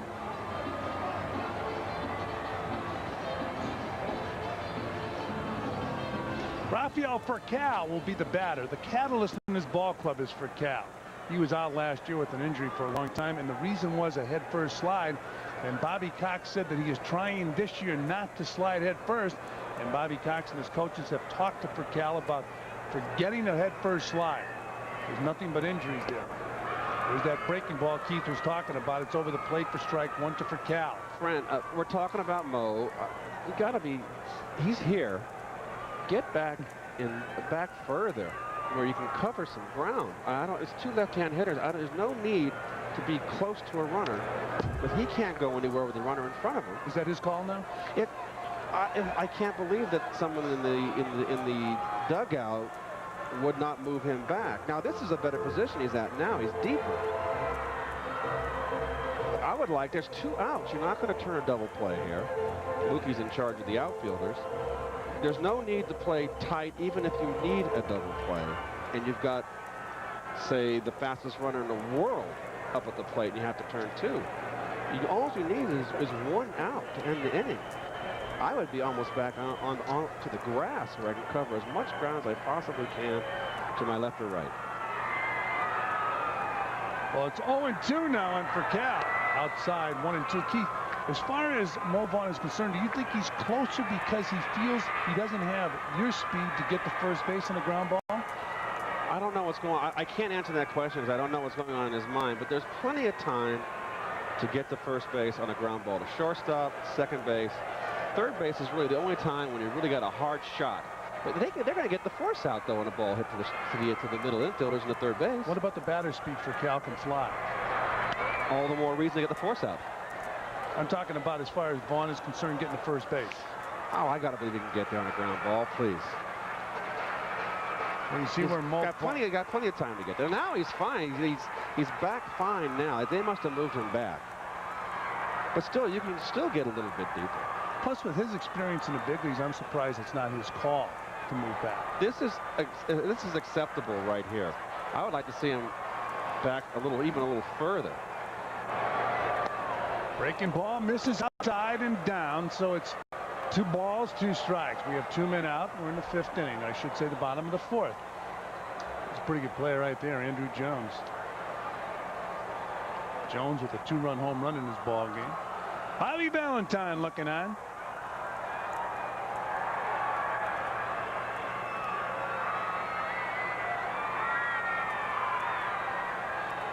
Best speed on the Braves ball clubs for Cal, not B.J. Surhoff and not Marcus Giles. The runners on second and first. Here's the 2-2 pitch. Got him! There's that curveball Keith was talking about for Cal. Strikes out with runners in first and second. Take a look at this. Ooh, got him. We'll be back. Turner Field, Mets leading 5-3 as we go to the top half of the 5th inning. Earlier today, the Mets announced a deal with the Montreal Expos. Scott Strickland acquired for Bruce Chen. There were a number of other players involved, but those are the two principals. Gary LaRocque is the assistant general manager of the Mets, traveling with the team for this series. Gary, I know the Mets are very excited about adding Strickland to the bullpen. Tell me how much you like him and what he brings to the team. Well, we are very excited about it. He brings a welcome addition to the bullpen. You know, last year he appeared in 77 games and he had 9 saves in the second half of the year, so we're really looking forward to having him. Now, I know he's been on the list, if you will, the watch list for a while. Was this a deal that suddenly developed, or has Steve been talking with Omar Minaya for a while, just kind of working out all the assorted names? Well, Steve never stops working, as you know, so I can honestly admit that he's been pursuing many things along the way, and fortunately we were able to get this one done. How much is John Franco's injury, did it play a part in this, or would Strickland been someone you were looking for regardless of John's injury? Well, I think anytime you can upgrade, in this case like we have, it's always a welcome addition and one that you'll always pursue. So certainly we want to get John back as soon as possible, but we do understand in the short term that we have to deal with this, and it was, as I said, we're very welcome and we're very glad to have it done. All right, Gary, we appreciate your time. Thank you. Gary LaRocque joining us. Fran, back upstairs to you. All right, Matty, and picked up this man during the offseason, Mo Vaughn, who's 1 for 2 in this ball game. Steve was very, very busy and still is. Wheeling and dealing. 13 new faces on the Mets when the season began as Mo Vaughn takes strike 3. 1 down. So Chris Hammond, on the relief of Albie Lopez, strikes out his first batter. This is a high slider and just fooled Mo. Just didn't pull the trigger, got a little out in front. Didn't quite stay in there. Hammond's an interesting story, Fran. He had, in '97, he had surgery on his left elbow, a bone spur. Pitched in '98 for the Marlins in their minor league system. Got called up late in '98. Had a lot of discomfort in his elbow. He quit. Did not play in '99 and 2000, and decided to come back last year. Pitched for Buffalo, then he makes the ball club this year. Great story. So the southpaw said he's healthy. He has a 2-0 count to Mike Piazza. Now it's 3-0. And a reminder, the 2002 Mets official merchandise catalog is now available, offering a great selection of items from authentic jerseys to 40th anniversary collectibles. Just call 718-507-TIXX for your copy. Really get some of that merchandise that the players wear, like Mike Piazza right there. Get the hat. There's the big guy there. He's filling out their uniform. Look at the merchandise. Met merchandise sitting in the stands here at Turner Field. Mike Piazza's walked. He gets down first base.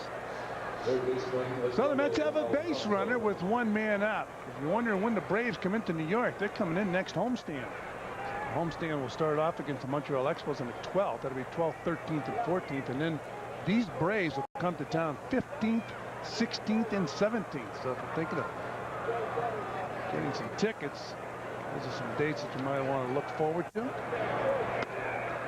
As Edgardo Alfonso takes a pitch outside, 1-0 on the Fonz. 1 man down, Jeromy Burnitz on deck. Mets baseball on Fox Sports Net. Fran Neely, Keith Hernandez, Howie Rose, Matt Loughlin, producer Kevin Meininger, director Bill Webb. How about the secret scout? Is it, they find out Bill Webb? I'd still say it's Mr. Meth. Knocked down by Castillo, and the Mets have runners on first and second with 1 man down. Now, if they give Fonzie an error on this one, he has a right to be really hot.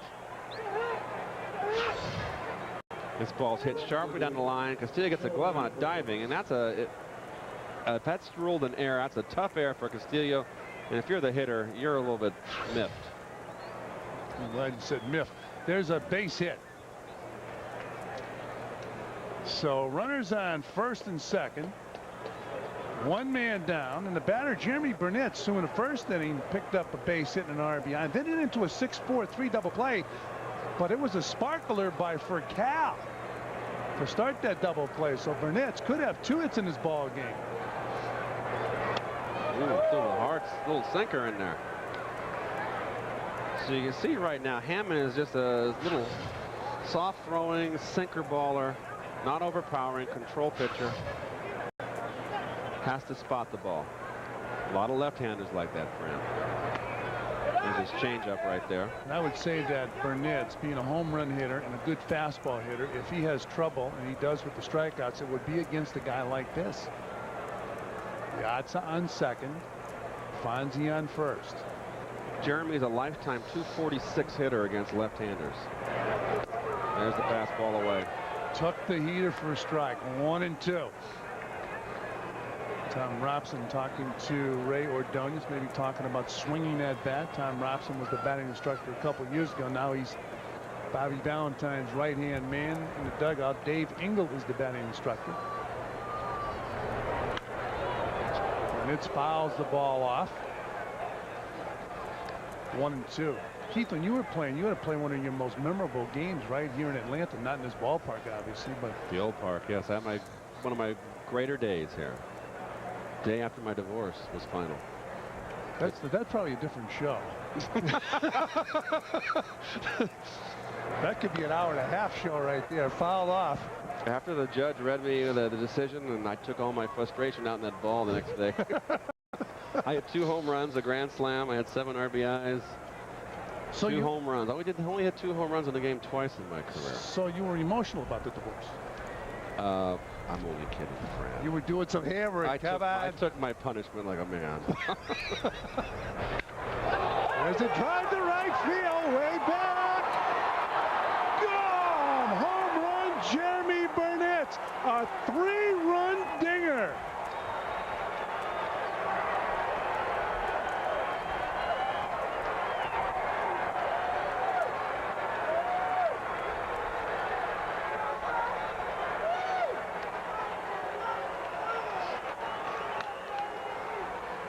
So the Mets now have a 5-run lead. So Chris Hammonds comes in relief and gives up a 3-run dinger to Burnitz. Well, they threw a fastball in. They're going to come away with a slider, and he got it away, but it was belt high. And Burnitz let go with one hand there, if you can see. You see it right there.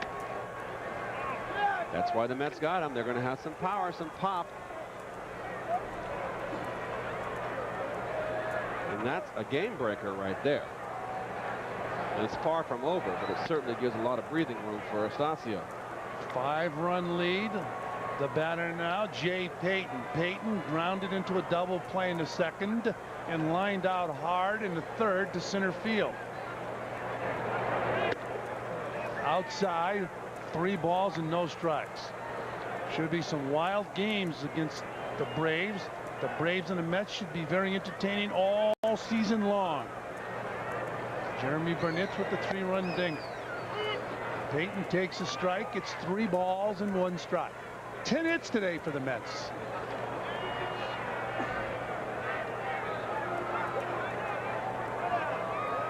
And the 3-1 pitch. Swung on and missed. 3-2.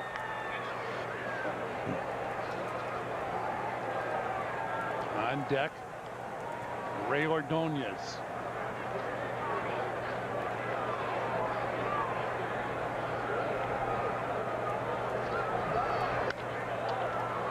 Popped up to the right side. Giles calling for it. Plenty of room, and makes the grab. Grab number 2. Well, we're going to show you the home run again here. Followed by a fastball in with a slider. Look at him let go with one hand. He got the ball outside, and he let go with one hand. And that extension there was enough to get the head of the bat on the ball, and he hooks it around the foul pole. In the immortal words of Frank Howard, get a piece of cheese and wrap it around a foul pole. Turn on the fan. There's the pitcher. No, he just didn't get it down and out enough. Ground ball, third, Castilla. A long throw. Got him! Outstanding play by Castilla. Ordonez disagrees with the call, but that'll do it for the Mets. They pick up 3. That's the guy that did the damage, and here's what he did. A 3-run home run. We'll be back.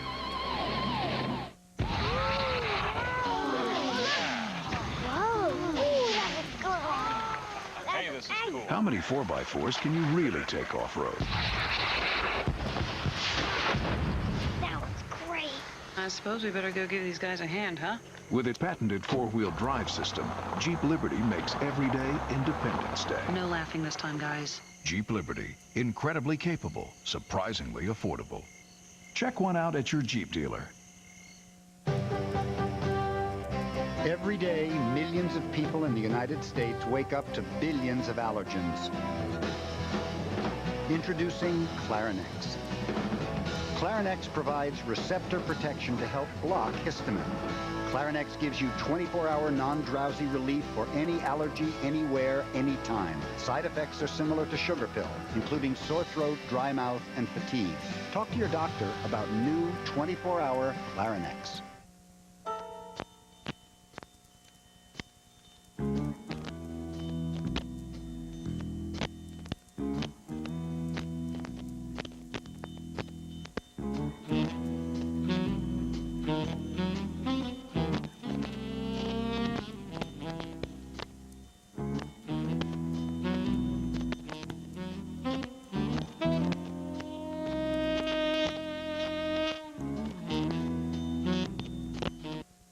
You root for them, believe in them. Now you can invest in them. Introducing eTopps.com. This week, get these limited edition, one-of-a-kind sports cards. Track their value on your own online portfolio. Look how previous cards have gone up. Get to eTopps.com today.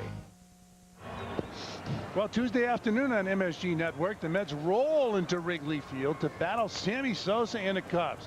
Geico Mets on deck comes your way at 2 p.m. Then New York and Chicago match up at 2:20 Tuesday on MSG. That's the Mets and the Cubs. Looking forward to going to Chicago, Keith. I'll be there. That's my game, Tuesday and Thursday. Met baseball on Fox Sports Net tonight. Andruw Jones steps in to face Pedro Astacio, who has a 5-run lead, and he hooks him, and it's a strike. See, he has 2 speeds in his breaking ball, Fran. He throws that sharp backdoor breaking ball to the left-hand hitters, and he throws a hard one too, but he also has an off-speed. Ground ball foul down the third baseline. Speaking of third base, what about that play that ended the inning? That was a great play by Vinny Castilla. This is a tougher play than the one that he knocked down. I mean, the throw is awesome, off balance. Perfect. Outstanding play by Castillo, who's found a home here in Atlanta where he started with the Braves, but he was considered a utility player, and they got rid of him. Went on, hit a bunch of home runs in Colorado, and went to Houston, and now he's back with the Braves. So it's 0-2 now, and Andruw Jones. Ooh, high fastball, blew it right by him. It's payback for that home run earlier in the ball game that Jones hit his first time up. Well, this is just out of the strike zone. It's the second strikeout in a row. He just upped the ladder on him. Just beat him. Not a strike. So Astacio with a 5-run lead now will take on Chipper Jones. Chipper Jones in his ball game struck out and singled. He takes outside, ball 1. Chipper Jones will be followed by Gary Sheffield. The Braves have a good, solid club again this year. They have a nice lineup, but they can see, you can see they got some holes in their ball club. I mean, their bench right now is overloaded with right-handers. I mean, as far as this game's concerned, if it was a tight game, you've used your only left-hander on the bench.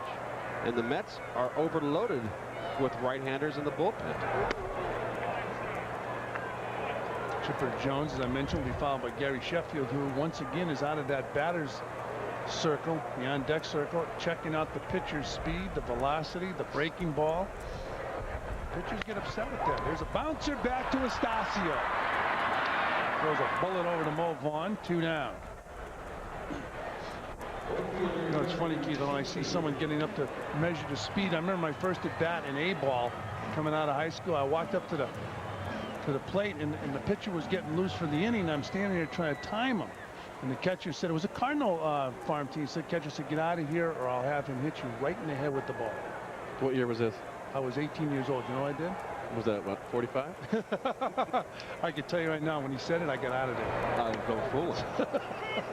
I thought this was high school ball. You could go up there and time the pitcher. A-ball where? A-ball in Dubuque, Iowa. It's a beautiful town in Iowa. At the Midwest League? Oh, boy, was it. Gary Sheffield with a towering fly ball in foul territory. Piazza makes the grab for out number 3. It's a huge out when you get Sheffield to foul out. Vince Piazza said, that's what I taught him when he was 8 years old. And that'll do it for the Braves. They fail to score. They trail the Mets by 5.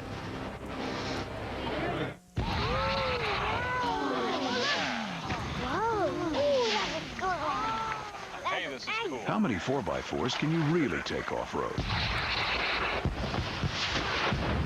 That was great. I suppose we better go give these guys a hand, huh? With its patented 4-wheel drive system, Jeep Liberty makes everyday Independence Day. No laughing this time, guys. Jeep Liberty, incredibly capable, surprisingly affordable.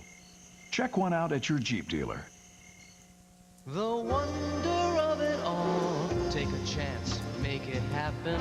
Pop the cork, finger snapping. Spin the wheel, round and round we go. Life is good, life is sweet. Grab yourself a front row seat. Let's meet and have a ball. Let's live. Yeah, let's live for the wonder of it all. Meet me at Foxwoods. Foxwoods.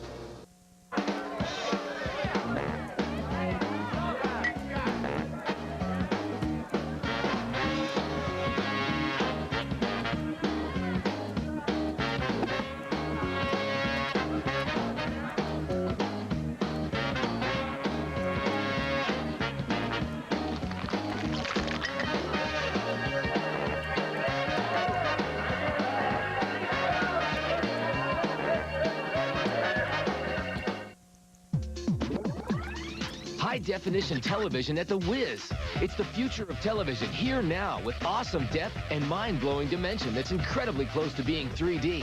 Get to the Wiz and check out the amazingly cool experience of HD TVs. Your TV can't handle it.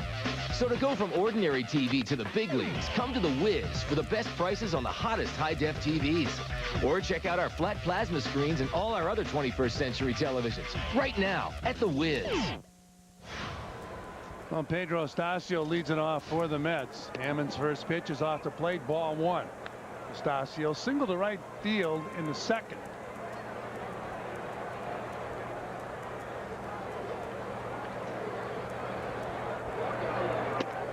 You know, Fran, we're talking about Atlanta, which is obviously going to be one of the main competitors for the Mets. If you look at their bullpen, Darren Holmes is been around the league for years. He's 37 years old.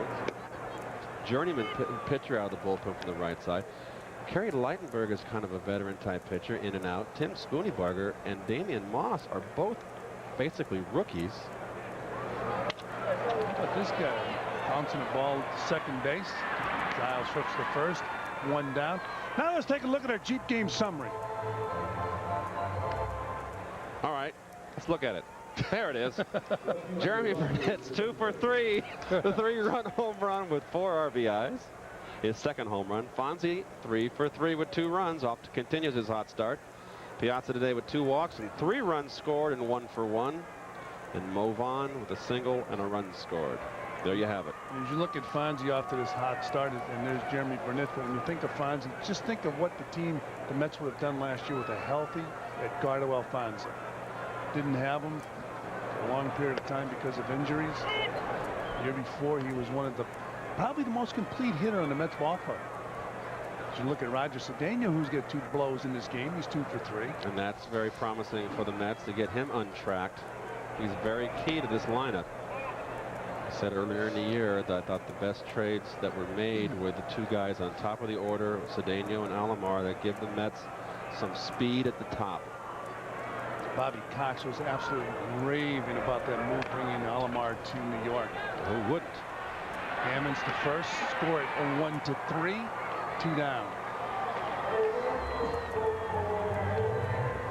But, you know, getting back to their pitching, you know, we're talking about Moss, their left-hander, being a rookie. Spooneybarger just came up a little bit in August last year.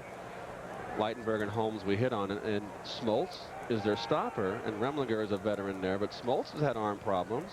You know, and Maddox is hurt. Maddox and Glavin, after that, their other 5 guys are questionable. But Smoltz last year, at the end of the year, was dominating out of the bullpen. They're hoping he's going to be the same this year. Alomar swings and misses. They decided to go, what they said, with experience over talent coming out of spring training. They feel they have a couple kids in the minor leagues who can really pitch. Ground ball, second base. Easy play for Giles. Score that 4-3, and that'll do it for the Mets here in the 6th inning. 3 up, 3-9 at the end of 5.5. It's 8-3 New York.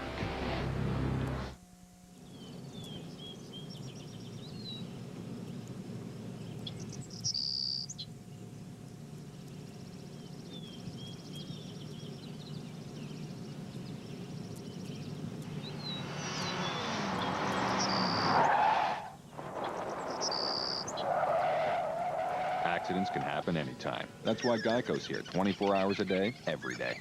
Geico. 15 minutes could save you 15% or more on car insurance. Every day, millions of people in the United States wake up to billions of allergens. Introducing Clarinex. Clarinex provides receptor protection to help block histamine. Clarinex gives you 24-hour non-drowsy relief for any allergy, anywhere, anytime. Side effects are similar to sugar pill, including sore throat, dry mouth, and fatigue. Talk to your doctor about new 24-hour Clarinex. Mets win! Mets win!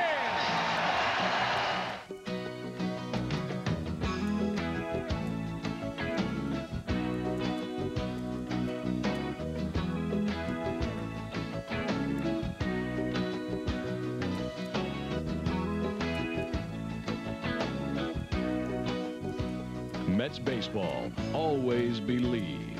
For tickets, call 718-507-TIXX. The bottom of the 6th inning. Pedro Astacio with a 5-run lead.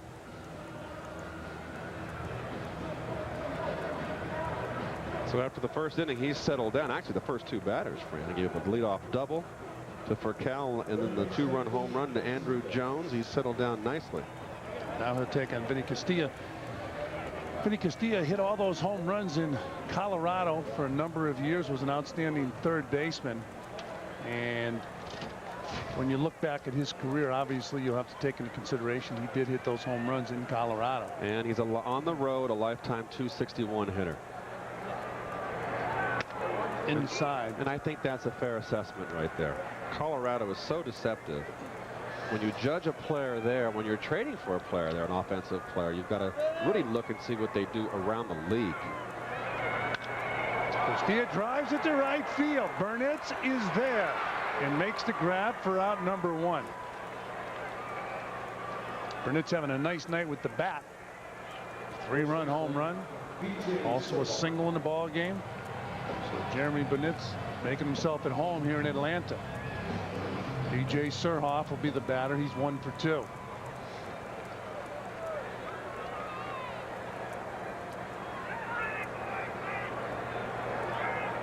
Oh, nice curveball.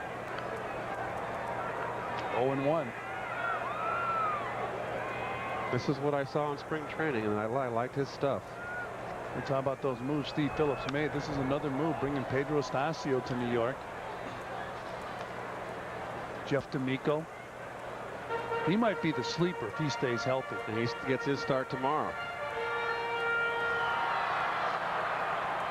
Wherever you see Steve Phillips, you see him on the cell phone. Wheeling and dealing. Here's the 0-2 pitch. Fly ball, center field. Payton going back and making the grab for out number 2. Payton was given the job by Bobby Valentine early on. There was no doubt. He didn't have a real solid spring with the bat. Hit a home run opening day this week. Well, Jay covers ground good, and it's important for the Mets to have a center fielder that can cover the ground, much like Atlanta, with Burnitz in right and Cedeno in left. Although I think the Mets defensively have a better defensive outfield than Atlanta. Javi Lopez to Fonzie. Fonzie to Mo Vaughn, and that'll do it for the Braves. 3 up, 3 down here in the 6th. It's been all Mets so far. They lead by 5. Devils, Bruins, Sunday at 1 on Fox Sports Net. Saturday on MSG, Clint Mathis and the Metro Stars invade Columbus to battle the Crew.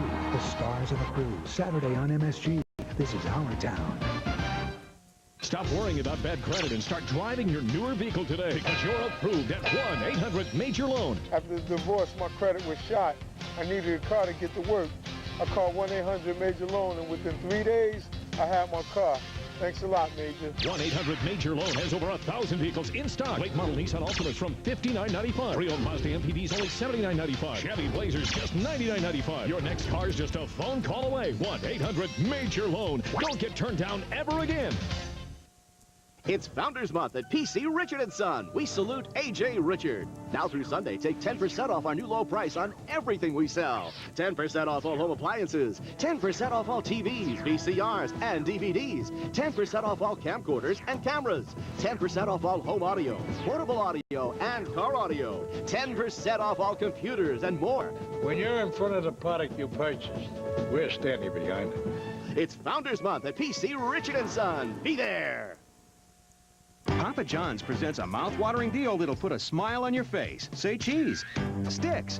Free cheese sticks. When you buy a made-to-order large one-topping Papa John's pizza for just $9.99, John himself will toss in our delicious cheese sticks absolutely free. We start with Papa John's hand-tossed dough, garlic sauce, cheese made with 100% mozzarella, and 2 zesty sauces for dipping. Call your neighborhood Papa John's today and get free cheese sticks when you order a large one-topping pizza for only $9.99. We see you smiling. Better ingredients, better pizza. Papa John's. Well, tonight's Fast Facts is brought to you by Panasonic, just slightly ahead of our time. And this Fast Facts by Panasonic, it reads like that. Roberto Alomar, 2,389 career hits when he turned 34. In the last 50 years, only 4 players have had that many hits before their 34th birthdays. Hammer and Hank Aaron, Stan the Man Musial, Veda Penson, who was an outstanding player, and Robin Yount, who's another Hall of Famer. The only guy there not a Hall of Famer, Veda Penson. He deserved a longer look, I think, Mr. Rose. What do you have, about 2,700 hits? Yeah. Veda Penson? Oh, and he could play. He was an excellent player, coming up with the Cincinnati Reds. I played with Veda in Kansas City at the end of his career. First-class individual. Mo Vaughn, 1 out of 3. Singled and scored in the 3rd. Chris Hammond working his 3rd inning. And that's hit to the right side where they had the overshift. That's Giles throwing out Surhoff. 1 away. Throwing to Surhoff. Excuse me, Howie. You know, we're speaking of first-class individuals. There's a book out on one of the classiest men ever in baseball, and it's written by Tom Keegan of the New York Post. And the man he wrote about, Ernie Harwell. My 60 years in baseball, not a classier man ever in baseball. The foreword is written by Al Kaline, Brooks Robinson. The afterword. 2 classy gentlemen right there. So you get a chance to get out and take a look at Ernie Harwell, my 60 years in baseball. Mike Piazza just took a changeup on the outside corner for strike 1. I'll never forget Ernie Harwell when the Mets went into Detroit. Little dribbler up the first baseline that kicks foul. Mets were in there the first year of interleague play when Detroit was in the American League East, and we went into Tiger Stadium. I'd never been to Tiger Stadium. I'd never met Ernie Harwell, although I had spoken to him doing my radio show a couple of times. He practically, remember this? He practically took us by the hand and walked us through every nook and cranny of historic Tiger Stadium. Yeah, very, very nice man. In fact, was dismissed at one time by the Tigers when Domino's Pizza owner owned the Tigers. That was a brilliant move, wasn't it? Oh, and there was an uproar. Mike Ilitch, who owns a competing pizzeria now. What is it? He's Little Caesars. Little Caesars. And when he took over, he brought him back. And in a Halls of Fame interview, I asked Ernie about being dismissed by the gentleman who owned Domino's, and he really didn't want to talk about it. Oh, Piazza deep to left, but foul. Wow. Not many balls go into that second deck. See, even a foul ball can make Dad, can impress Dad, huh? Mike says that his dad still is the guy he goes to when he has something on his mind, talks to his dad. His dad's going to be a little lighter this year. He's going to weigh a Lexus. Piazza goes after the breaking ball. That's a good breaking ball by Hammonds. And that left-handed breaking ball, if it breaks late enough, can be tough. Ball was a little bit outside. Mike, I guess, was assuming that might be going to catch the corner of the plate. Didn't have a real good swing. So here's Edgardo Alfonso. Fonzie, 2 more hits tonight. So he is 7 out of 14 on the year. Might have had a 3rd hit. And that's going to be his 3rd hit. Down the line and hit with authority. Alfonso on his way to 2nd. Tell you what, he's had more good swings in the first week of this season than he did at stretches that lasted a month last year. He didn't have as good swings last year. He had a bad back last year. When you have that bad back, it's going to take its toll. Here he just hits a rope in the left field. So Edgardo Alfonso with a double, and Bobby Valentine has to be elated. I'm sure that the Mets were concerned. Will Fonzie be able to come back? Is his back going to be okay? Well, last time Jeromy Burnitz took one from the left-handed Hammond and hit it deep into the right field stands. And that time Hammond came in tight with a fastball. So Alfonso in scoring position with the Mets up 8-3, 2 out in the 7th. Back to that 5th inning when Howie was just talking about that home run. He got those arms extended and pulled the ball right down the right field line. A 3-run dinger. That just gives you so much breathing room.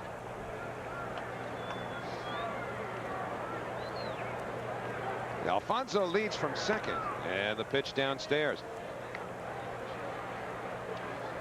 So 3-0, and just as the infield overshifted for Mo Vaughn, so do they for Jeromy Burnitz, the shortstop for Cal, just about right behind the second base bag. And with first base open, Hammond just about made a statement there.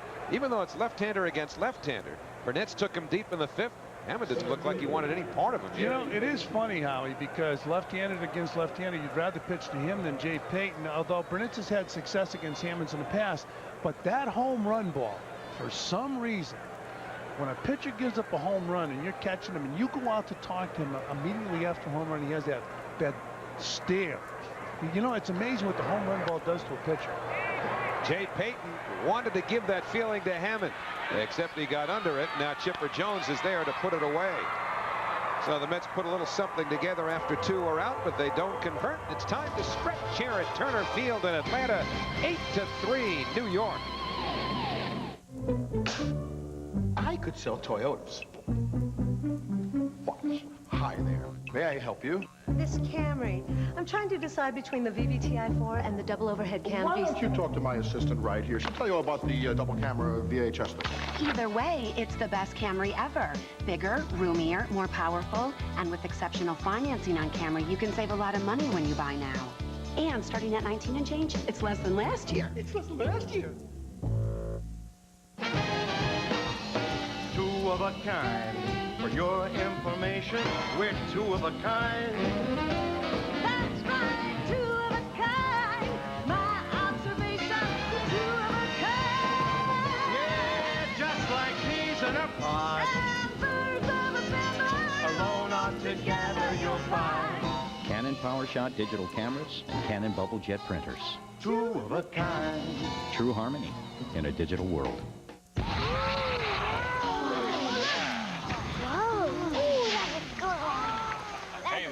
How many 4x4s can you really take off-road? That was great. I suppose we better go give these guys a hand, huh? With its patented 4-wheel drive system, Jeep Liberty makes everyday Independence Day. No laughing this time, guys. Jeep Liberty, incredibly capable, surprisingly affordable. Check one out at your Jeep dealer.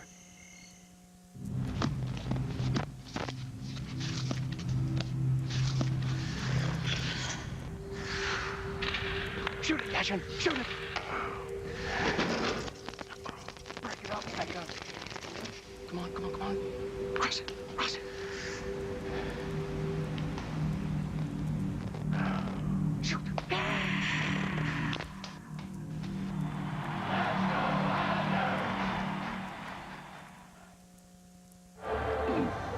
Mets with a 5-run lead here in their first road game of the 2002 season. What better place to make a statement than Turner Field in Atlanta, where they've had so many problems over the years. And Pedro Astacio struggled early, but has settled in beautifully. Oh, he's looked good tonight. He's, as Howie mentioned, struggled earlier, but later on in the ballgame, he's been able to throw that curveball. 2 different speeds, moves the fastball away from left-handed hitters, throws that slider to right-handed hitters, has a straight change. And also, the biggest thing right now, he has a 5-run lead. He can't wait to pitch some more when the Mets go on the road. Of course, here, they're playing the Braves tomorrow and Sunday, then Chicago. See Madison Square Garden, Fox Sports Net. That's in Chicago. Tomorrow at Channel 11, Sunday, Channel 11. You will see Greg Maddux on Sunday. Does Greg Maddux look like one of the stars of the producers? Oh, Matthew Broderick. Doesn't he? I could see that. He looks exactly like Matthew Broderick, who's a big Mets fan and joined us in the booth in spring training. Yeah, so I took some BP. Yeah, he looked good swinging a bat. Boy, that play the producers is a great play. Great. That's what I hear. Some of us couldn't get tickets. Well, I couldn't either. I snuck in. You know what? I'm inclined to believe you. Keith, I'm inclined to believe in them. Yeah, well, middle of the performance, a little trapdoor opens to the back. And here come Healy and Hernandez to take their seats. Well, we go to the last of the 7th inning. Mets did not see Brian Giles when the Pirates were at Shea, because he got hurt in BP before the opener. But here's his brother Marcus. And Mark DeRosa has come out into the on-deck circle as a pinch hitter for Chris Hammond. And so Darren Holmes will get loose and presumably work the 8th inning. Giles grounded to third, drew a walk. So officially he's 0 for 1. Astacio starts him off with a curveball and a good one. Boy, when you can throw that curveball over, it gives you so many options. If you can throw it over and start off the hitter, a good hitter is going to take it because he's sitting on something else. Inside with a fastball, a ball and a strike. So now he threw the curveball over, missed inside with the fastball. Charlie Huff. How many games do you think Charlie Huff won during his career? That's fouled off. Take a guess. How many games do you think he won? Boy, he was around a long time. Now, he was a starting pitcher his whole career? No, this is what I'm leading to. So this is a trick question. No, well, you might perceive it as a trick question. See, Bill Webb, who's our mystery scout, said 500 wins. Well, nobody was a his percentage was 500, but that's not the point. Fastball 2-2. I'll end the suspense right here. Knuckleball pitchers are usually 500 if they're good. Right. Well, Charlie Huff was, but he won 216 games. But the first 9 years that he was in the big leagues for a full season, he pitched almost exclusively out of the bullpen. Yeah. So do the math. You know, if you figure him for 10 wins a year on average, you know, above and beyond the few games that he did win during those 9 years, with 216 games, you're talking about a guy who might have flirted with 300 wins if he'd have been a starter all his career. He would have been another Phil Niekro. He learned a knuckleball from his dad in the backyard. There's a breaking ball and a good one, and Giles will take a seat. Well, we talked about that breaking ball, and I'm telling you right now, it just freezes hitters, especially when you're consistently in the strike zone with the curveball. Look at this. See Giles, he strides out, he's in front. You could see those knees collapse. That just locks up hitters. And the thing about Astacio right now is he's getting the curveball over anytime he throws it. Mark DeRosa, the pinch hitter. Former college quarterback. 0-1. He quarterback in the Ivy League at Penn. Mets have a guy who was a quarterback Mark Johnson. In the Ivy League. Mark played for the Big Green up there in Hanover, New Hampshire, Dartmouth College. DeRosa, a 500 hitter against the Mets lifetime at 6 out of 12. We saw Astacio throw the fastball with good movement, and DeRosa swung over it, and then he threw him a hook and missed.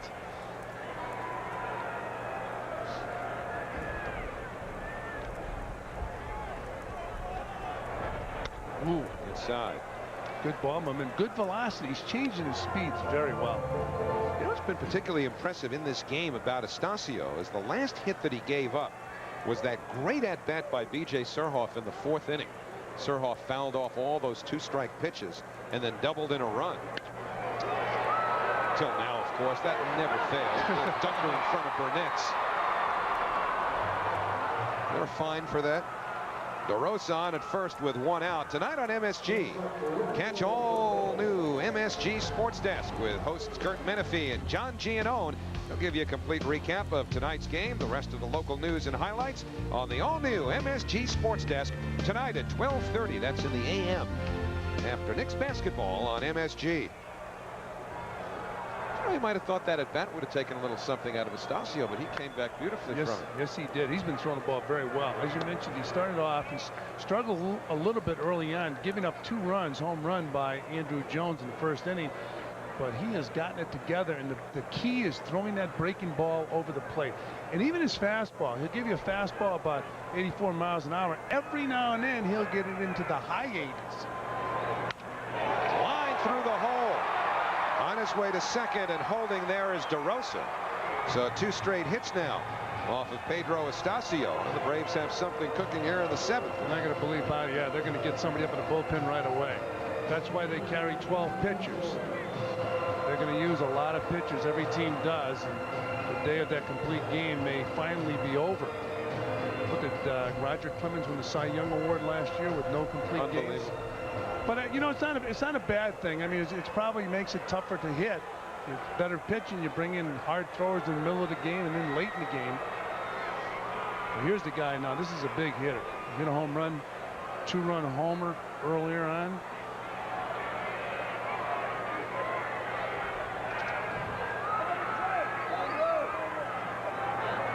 Curveball, the 95th pitch of the night by Astacio. 0-1. He struck out Andruw Jones in the 6th inning with a fastball. He threw it right by him. It was around neck high. So he starts him off with a hook right there. He's got a nasty curveball tonight.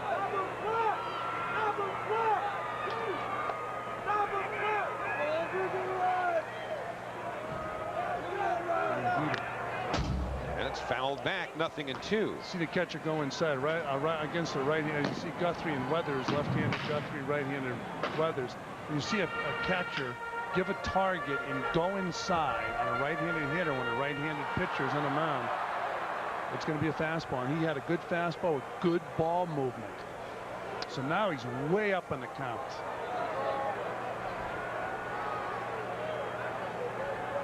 DeRosa is at second. For Call at first with 1 out. Mets with an 8-3 lead. Outfield is deep and straight away. Time call.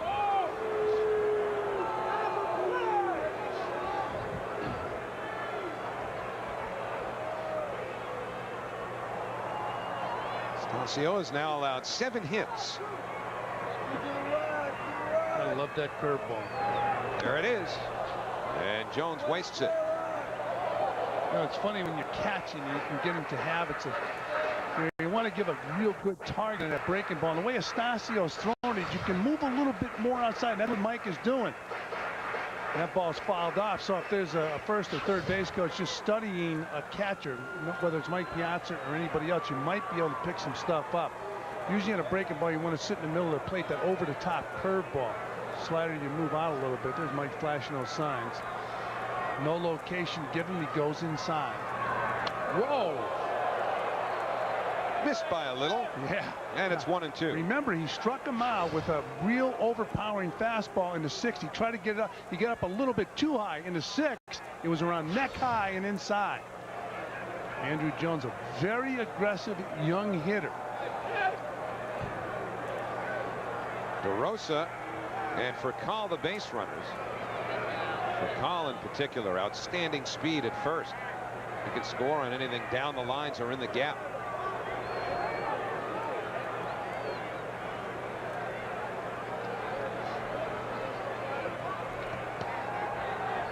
Astacio ready.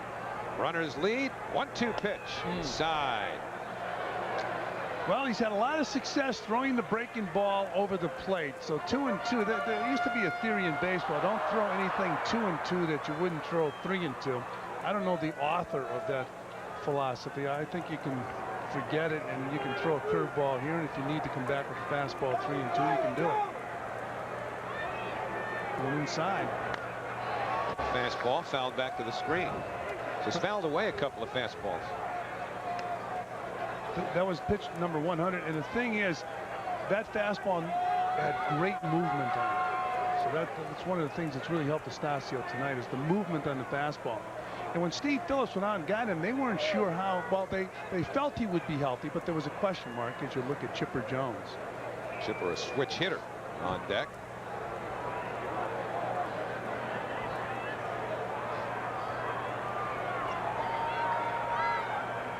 So again, a 2-2 pitch.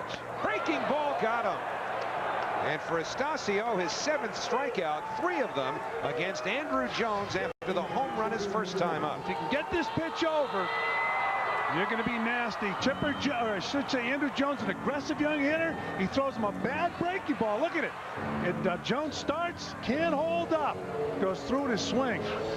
You know, Bobby Cox, what they'd like to get Andruw to do is calm down just a little bit, but they don't want to take away his aggressiveness. Astacio tonight featuring a nice curveball. So Chipper Jones, 1 out of 3, singled in the 3rd inning. Also struck out and grounded out. Oh, that pitch was up. Oh, Astacio motioned to Piazza after that ball was fouled off to get it down.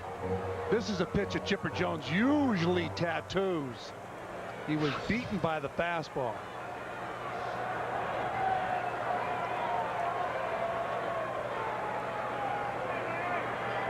Pedro Astacio, of course, pitched to Mike Piazza when they were teammates with the Dodgers.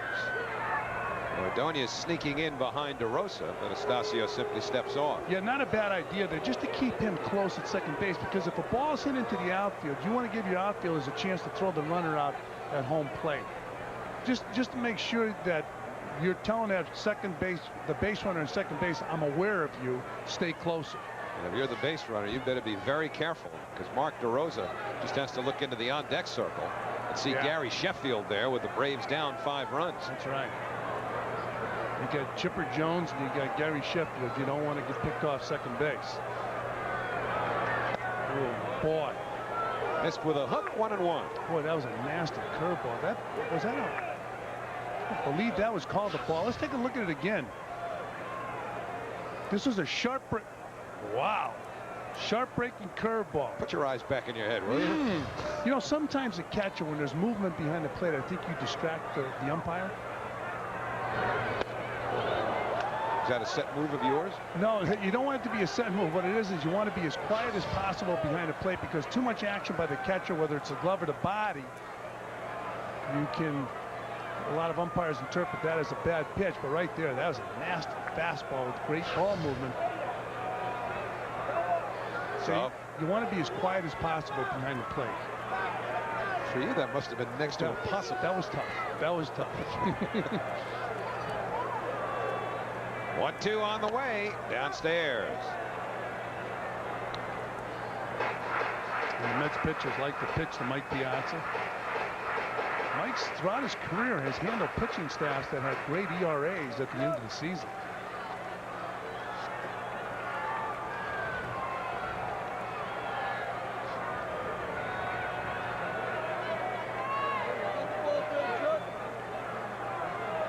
Astacio in what may well be his last inning, trying to get Chipper Jones here with a 5-run lead.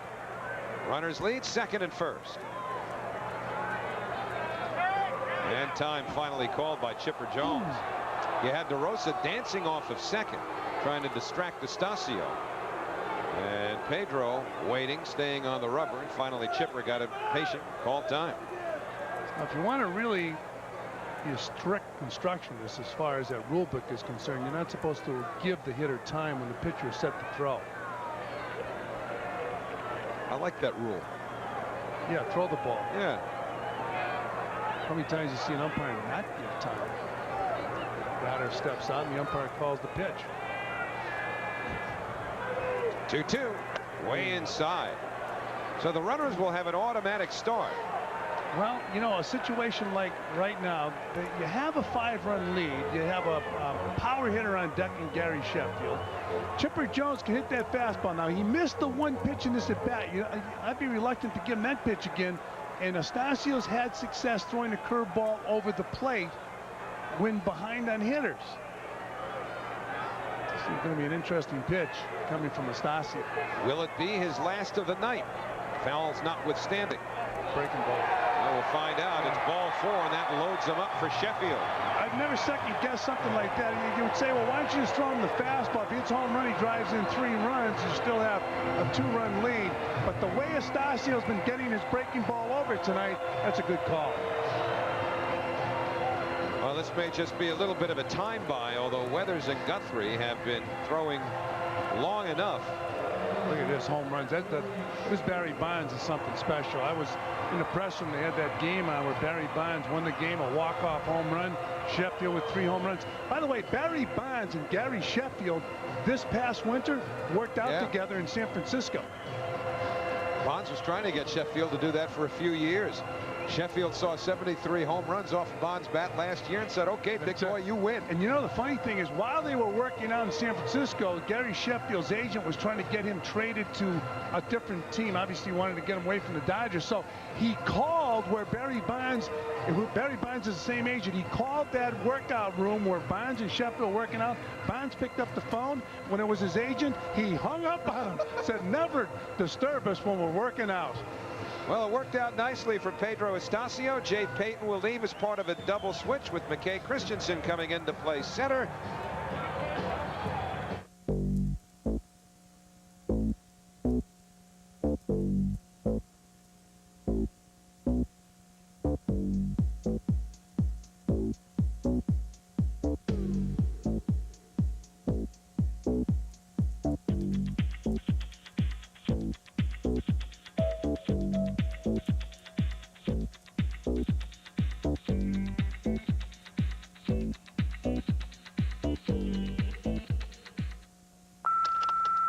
You have reached a gecko. You probably wanted Geico, which could save you hundreds on car insurance. Don't be embarrassed. Happens all the time. Have a nice day. Geico. A 15-minute call could save you 15% or more on car insurance. Oh?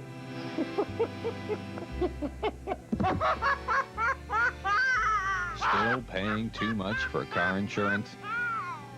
Geico. A 15-minute call could save you 15% or more. Every day, millions of people in the United States wake up to billions of allergens. Introducing Clarinex. Clarinex provides receptor protection to help block histamine. Clarinex gives you 24-hour non-drowsy relief for any allergy, anywhere, anytime. Side effects are similar to sugar pill, including sore throat, dry mouth, and fatigue.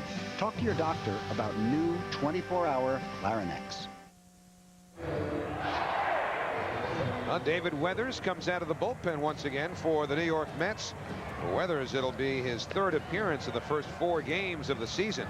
And after this game, stay tuned for the most outrageous sports show on television.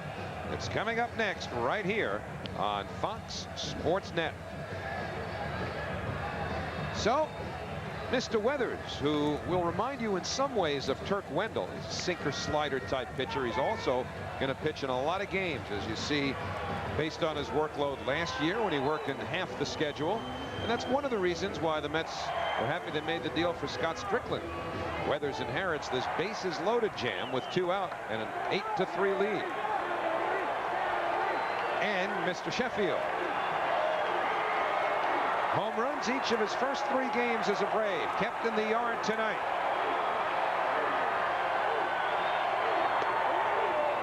And a slider for a strike, 0-1. Has a lot of action, has always had a lot of action with that bat in his hands in preparing for that ball coming to the plate. He's as strong as an ox. That's a lower average than you might expect from a real good hitter with the bases loaded. Weathers ahead, 0-2. Well, we talked about how Sheffield and Barry Bonds worked out together this winter. Sheffield with 3 home runs, Barry Bonds now with 5. He hit a home run, a walk-off home run tonight. I should say this afternoon in San Francisco. Yeah, it was tonight here by the time it ended. Yeah. Weathers ahead, 0-2. It's a rather healthy cut. Well, he doesn't cheat himself. And you know the amazing thing about this guy is throughout his career, he's been a tough man to strike out, even though he takes that big swing with 2 strikes. Going back to last year, including tonight. He's had 54 straight plate appearances without striking out. Got him with a breaking ball, and the side retired. How about that? He's tough to strike out, and Weathers comes in, strikes him out with the bases loaded. Wow. No runs, 2 hits, 3 left. Gary Sheffield down on strikes. I know who the goddamn killer is. The masters of suspense agree. Stephen King calls Frailty thought-provoking, edge-of-your-seat entertainment. Those were demons. Why can't you see that? The most disturbing horror picture I've seen since The Shining, raves Spider-Man director Sam Raimi. And James Cameron calls it electrifying. It'll keep you guessing until the last shot. Bill Paxton, Matthew McConaughey. Frailty. Only demons should fear me. You're not a demon, are you? Rated R. Starts Friday, April 12th.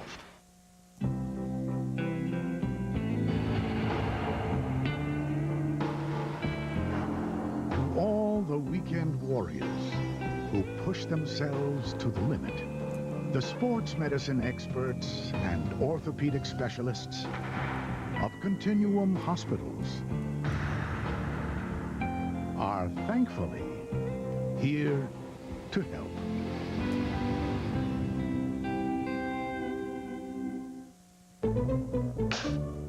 I could sell Toyotas.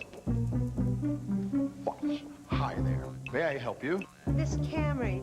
I'm trying to decide between the VVTi4 and the double overhead cam. Why don't you talk to my assistant right here? She'll tell you about the double camera VHS thing. Either way, it's the best Camry ever. Bigger, roomier, more powerful, and with exceptional financing on Camry, you can save a lot of money when you buy now. And starting at 19 and change, it's less than last year. It's less than last year.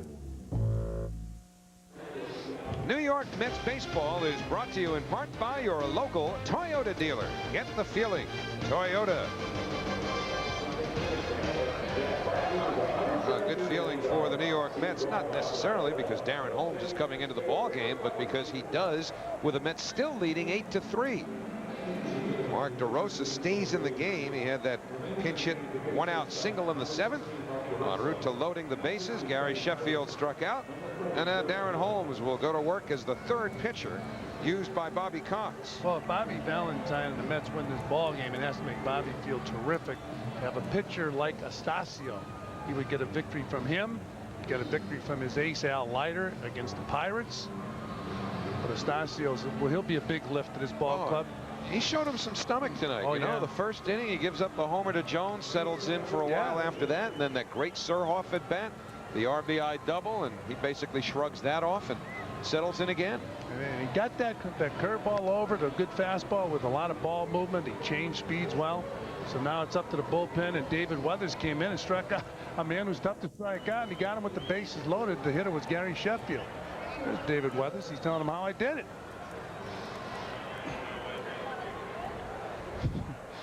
So Weathers struck out a difficult batter to strike out, Gary Sheffield, and now it'll be Ray Ordonez to be followed by McKay Christensen and Roger Cedeno here in the 8th inning. Mets have out-hit the Braves 11-7 and lead it 8-3. Ray 1 out of 3. First ball swinging, fouled away. Ordonez drove in a run with a single in the 3-run, 6-hit 2nd inning. Mets fell behind 2-0 on that Andruw Jones 1st inning home run. Then they put up that 3 spot in the 2nd, and they've led ever since.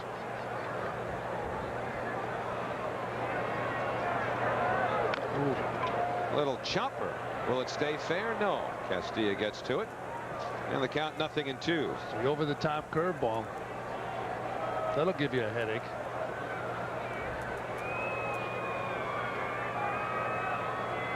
Darren Holmes makes his 2nd appearance of the year for Atlanta.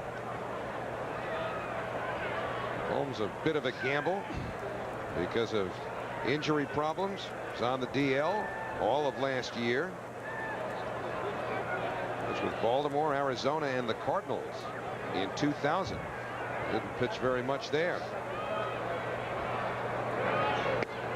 Strike 3 call.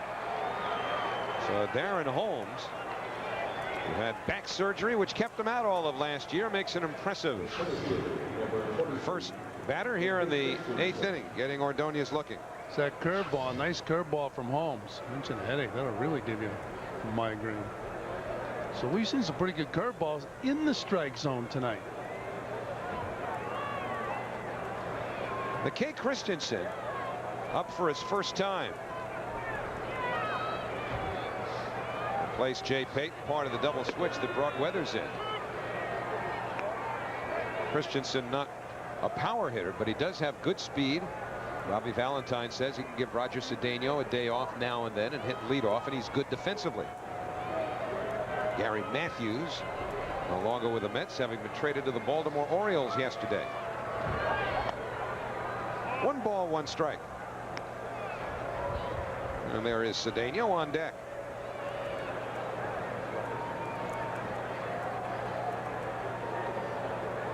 Spent a couple of years, Christensen did, on a mission in Japan.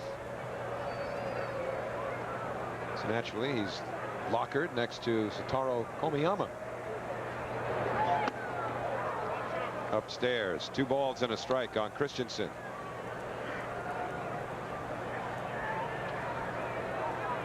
Well, Mets certainly went out to get some speed in trades this year and signing of free agents. And Roger Cedeno in New York now, and Roberto Alomar. And the funniest thing is the fastest guy in the ball club might be Jay Payton. But when you talk about speed and you look at baseball players, you measure speed by the success they have had in stealing bases. Just hasn't clicked for Jay. No, you know, we've mentioned that you have to have that gambler's mentality. You can't be afraid to be picked off or thrown out.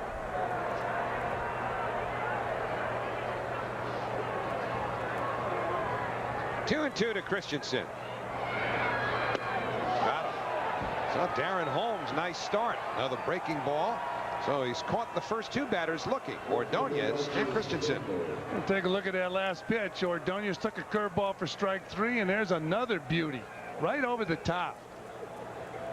The old equalizer. You start, you get out there, you see your hands collapse, your legs collapse, and when that happens, you have no strength to put the ball in play.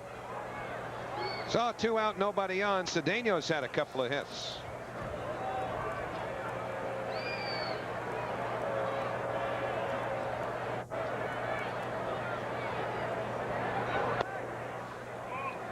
One ball, no strikes.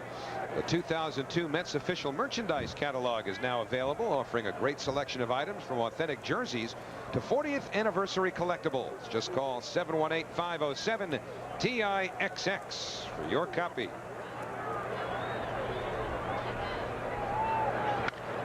And the fastball chopped over third, past Castilla. Chipper Jones over to the line, and that will hold Cedeno to a single. And for Roger, his 3rd hit of the game.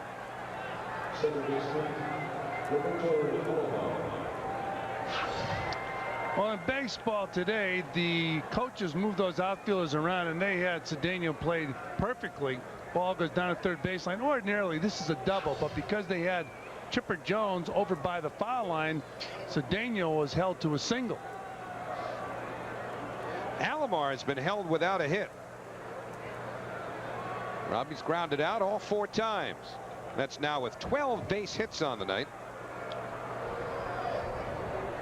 And Cedeno measuring the lead.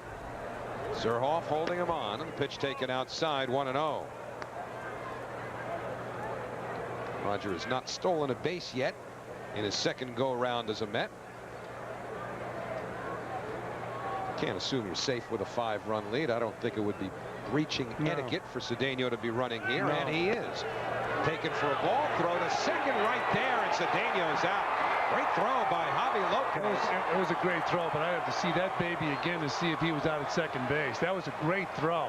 Here it comes again. Initially he was called out. Is he still out? Yep. Good call. Now you're a believer. I changed my mind. Your prerogative, brother. Domino's, the biggest delivered wings in America. Why, you might even say you love them. Do you love wings more than me? Get the door. It's Domino's. Get 2 medium 2-topping pizzas for $13.99. Add our wings for $4.99. Call now. Who wears white after Labor Day?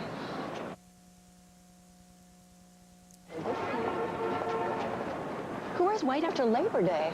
Well, that was once considered a fashion faux pas. Now you can wear white any time of the year. Want expert advice whenever you need it? Come to Office Depot, where our people listen, understand, and help. How can I get organized? With the new generation of handhelds, you can manage multiple. It'd be nice if everything was like that.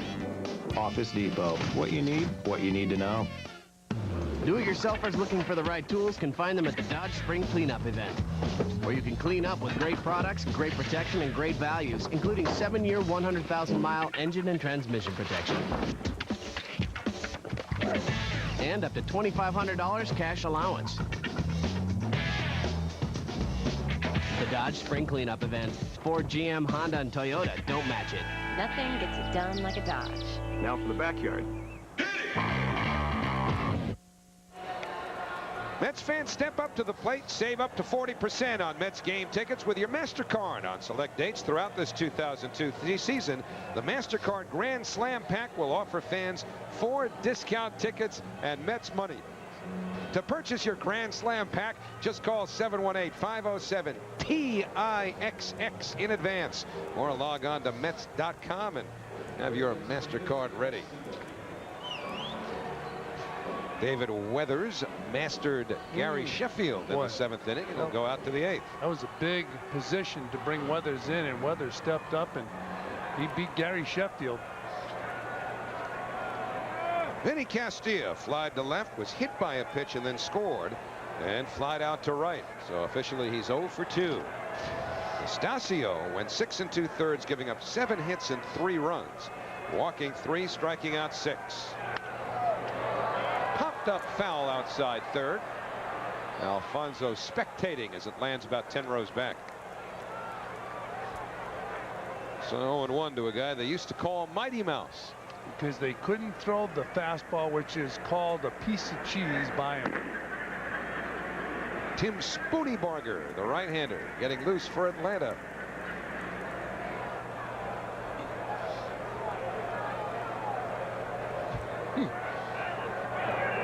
And Castilla chops it towards the hole, cut off, and bobble. And an error on Edgardo Alfonso. Well, Fonzie in yesterday's ball game against the Pirates made spectacular plays at third base. And here's a play that Fonzie would eat up, and look at this, the ball eats him up. Ball hits off the heel of the glove. Fonzie moves to his left.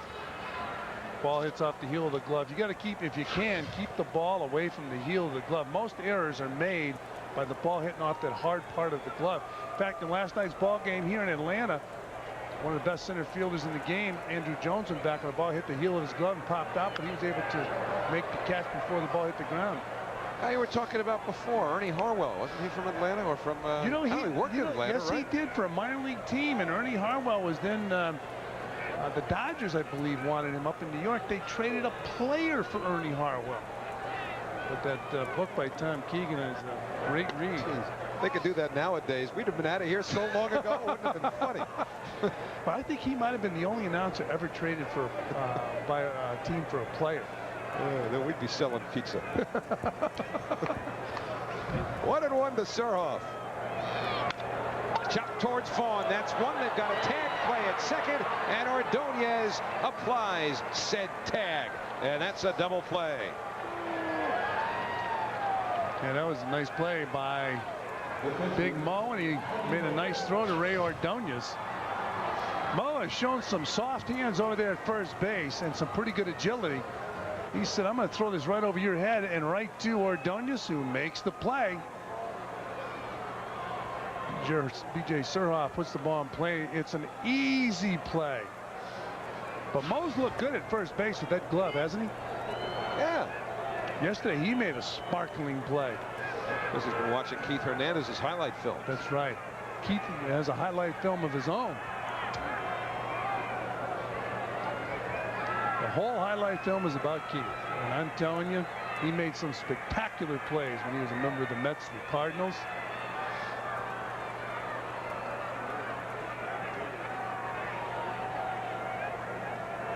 Javi Lopez going to catch Sunday? No, they're not sure if Maddox is pitching yet. Well, if he pitches he's Sunday, got no chance. Yeah, Lopez is not catching. Blanco's catching. They brought in Henry Blanco. They traded Paul Bacco. And Lopez has himself a base hit. Boy, that's got to be tough for Lopez, though. You get one of the best pitchers in baseball saying, I don't want to pitch to him. And that thing can get contagious on a pitching staff. I mean, never mind Paul Bacco or Henry Blanco. They could have brought in Barney Rubble to catch. That's right. And it wouldn't have mattered. That's right. Well, and this guy's a good hitter. But it's got to be disconcerting for him to have in the back of his mind that a guy like Maddox doesn't want to pitch to him. And if you're the manager, you have to listen to Maddox. If you're a pitcher that wins 5 games, you'll be in AAA, pitching to the catcher down there.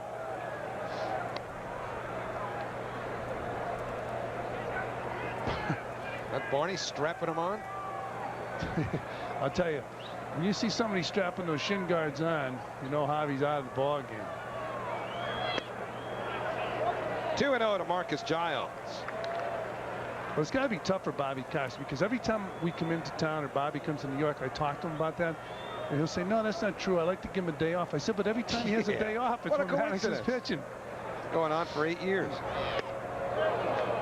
2-1 on Marcus Giles. But he did say that, and I mentioned it earlier in the broadcast, how Greg Maddox, they told Greg when they were trading Perez. I wonder if Greg Maddox complained about it, would they keep him? Perez, by the way, had a pretty good day with the Indians today. Fouled over towards the line and right, drifting towards the seats, and that's a souvenir. 2-2 to Giles. Cleveland clobbered Detroit in the Tigers home opener 10-1. Ernie Harwell's final opening day at home anyway. And they said it was a big day for Ernie Harwell at the new stadium in Detroit.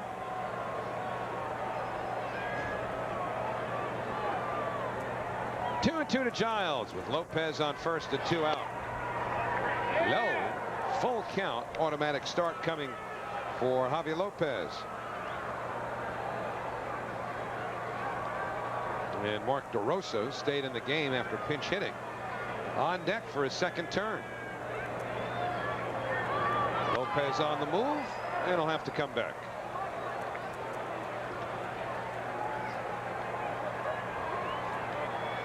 You have to go back to when Andruw Jones and Chipper Jones broke in and were immediately given starting jobs that a rookie has made the Atlanta Braves starting 8th. Marcus Giles, the new second baseman. And that is strike 3. And the side retired. For the Braves, no runs, a hit. There was an error. 8 in the books in Atlanta. 8-3 New York. Division rivals take the court. As Jason Kidd and the Nets collide with Paul Pierce and the Celtics. Nets Celtics, Sunday at 8 on Fox Sports Net.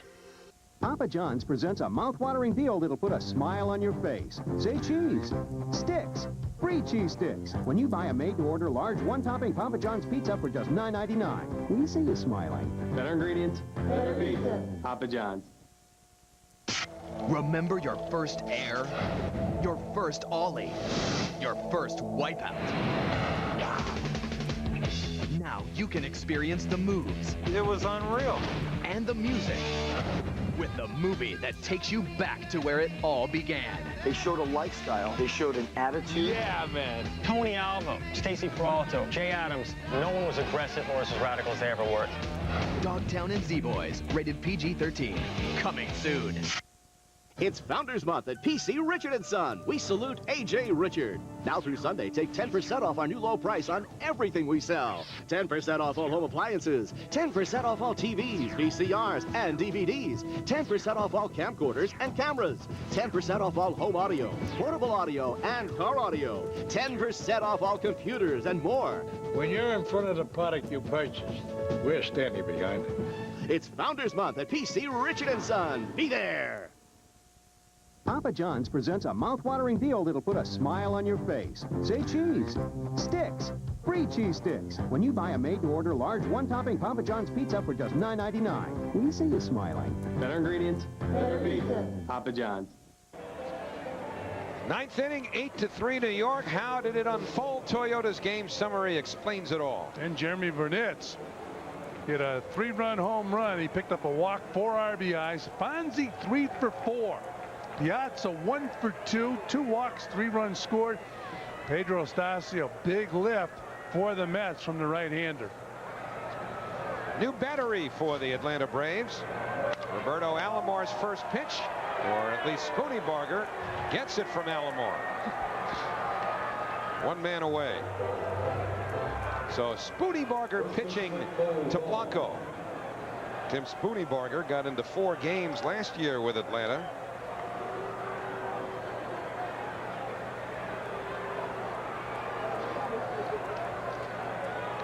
And the new catcher, the guy we were talking about before, they got him from the Milwaukee Brewers during spring training. Henry Blanco. I love the way he throws to second base. Led the National League last year, throwing out would-be base stealers. That's how the pitchers think, and that's how Greg Bannick thinks. You want to be able to cut down that runner at second base. Talking to Tom Seaver during spring training, that's one of the things he wanted from a catcher, is the guy that could throw that runner out at second base. Once you establish that, he didn't have to worry about the base runner. Oh, Vaughn fouls it back, 0-2.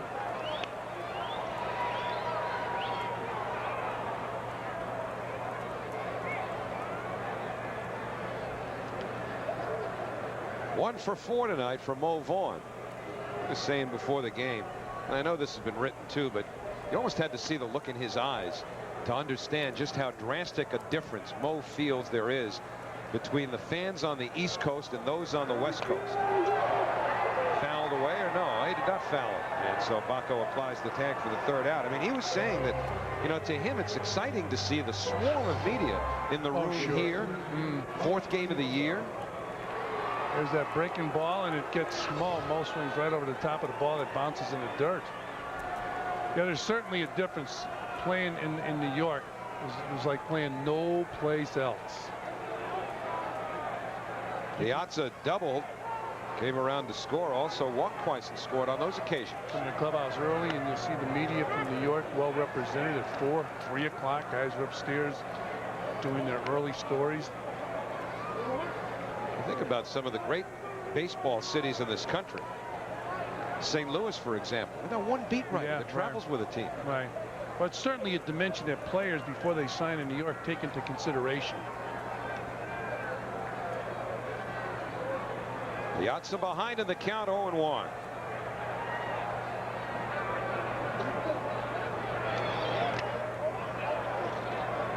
One ball, 1 strike. Edgardo Alfonso's had another good night. 3 for 4. Might have been 4 if not for the official score, giving an error to Rafael Furcal on a ball that he ranged widely to get a glove on. Something that they could probably show the official score again and maybe talk to him about it. I mean, a perfect night's not a bad thing to digest. 4 for 4. If that doesn't work, slip him a gift certificate to dinner. That's it. And that'll change his mind right away. Easy.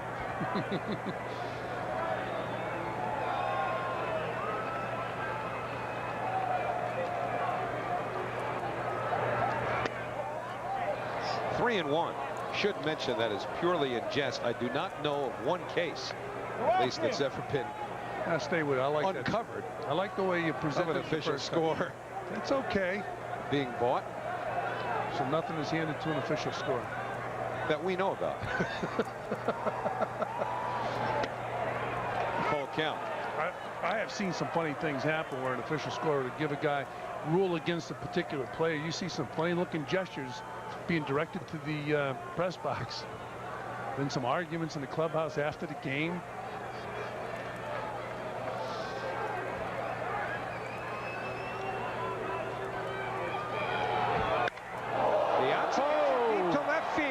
Chipper Jones just going to take a look. Gone, a home run for Mike Piazza, his first of the year. And Vince is going, hey, that's my son. He said, I taught him that when he was 8 years old. Boy, oh boy. No catcher who's ever played the game had the power that Mike Piazza has.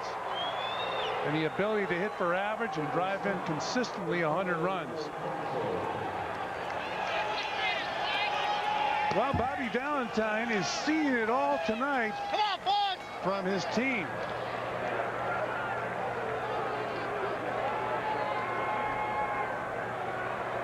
So he trails only Carlton Fisk and Johnny Bench for home runs hit by a catcher. 1 ball, no strikes. Watch his swing. Picture perfect. He knew it was gone. He wanted to watch it. So Mike Piazza, Vince Piazza, he's a proud dad. He had been tied with Yogi Berra for 3rd on the all-time list for home runs that were hit as a catcher, as opposed to playing any other position, DH in Mike's situation, or pinch hitter. What Yogi hit 358, I think, and he played the outfield as well. How about Yogi, one of the great personalities in this country ever. The man's quoted more than anybody. Sometimes even accurately. I mean, how much of that stuff do you think he really said? What percentage? Half of it, maybe? Maybe half. Maybe half. 3-0 to Alfonso. He's been on base all 4 times. And Spoonie Barger throws a strike. 3-1. Yogi every year has a big golf tournament in New Jersey. He and his wife Carmen are heavily involved in putting that tournament together.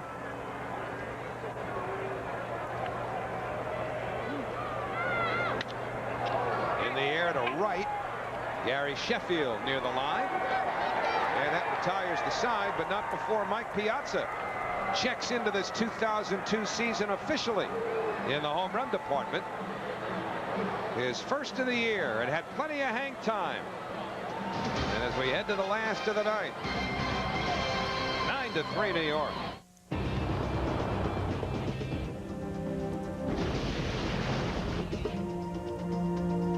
With a lower, wider stance, a new rear independent suspension, and a more powerful engine, the 2002 Ford Explorer 4x4 can help smooth out any road.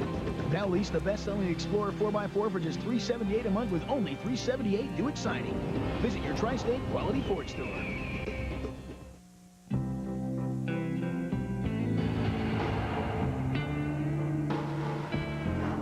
To all the weekend warriors who push themselves to the limit, the sports medicine experts and orthopedic specialists of Continuum Hospitals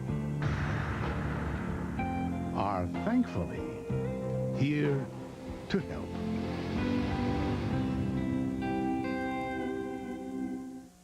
I know who the goddamn killer is. The masters of suspense agree. Stephen King calls Frailty thought-provoking, edge-of-your-seat entertainment. Those were demons. Why can't you see that? The most disturbing horror picture I've seen since The Shining. Rave Spider-Man director Sam Raimi. And James Cameron calls it electrifying. It'll keep you guessing until the last shot. Bill Paxton, Matthew McConaughey. Frailty. Only demons should fear me. You're not a demon, are you? Rated R. Starts Friday, April 12th.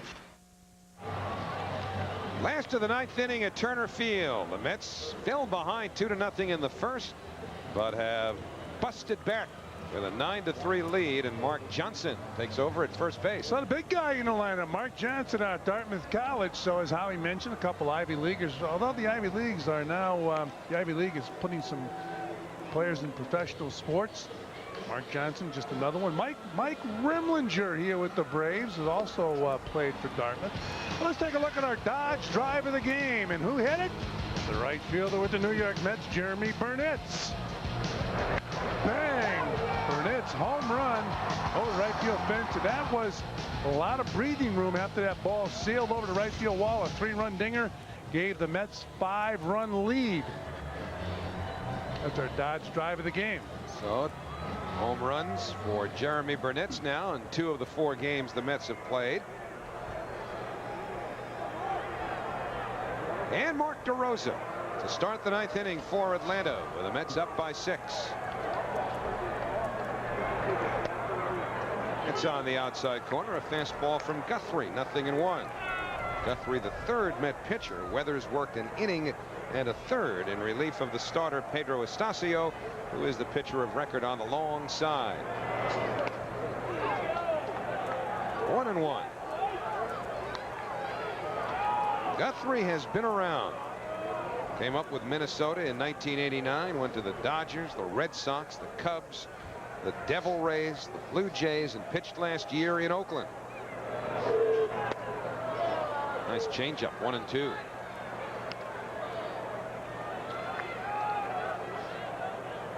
Well, we talked about this guy earlier in the ball game, John Smoltz. He's getting his throwing in right now.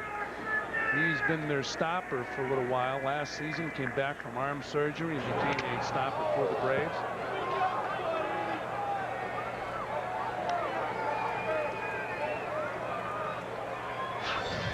Well, Mike Piazza loves catching. You ask why? Because you can't get complacent. That's right. That's one of the few times you start thinking to yourself, I should have played another position.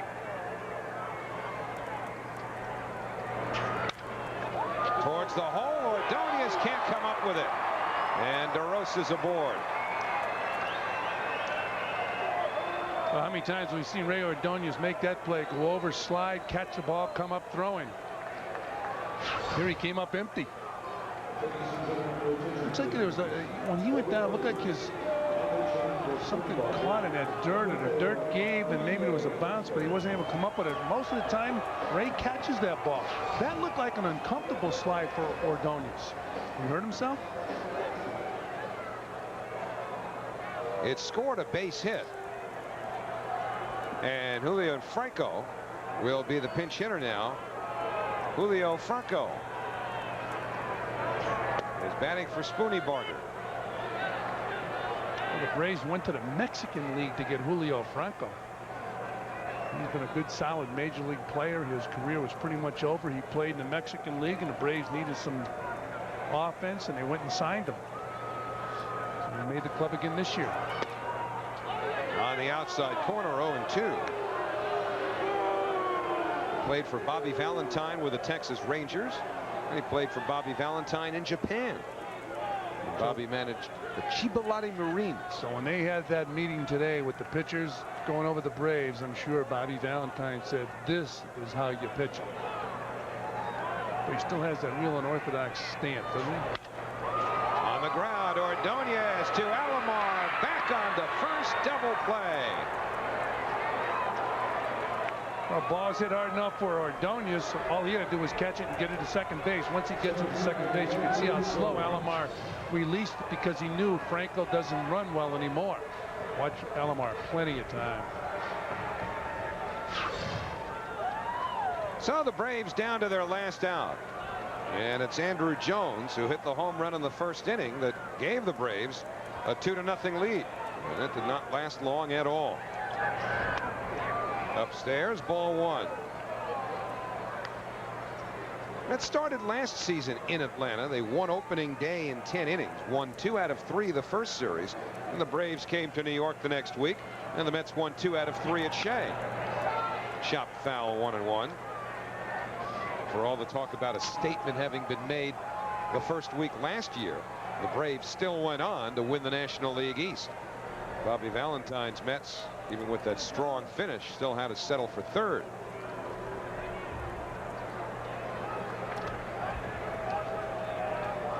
One and one to Andruw Jones.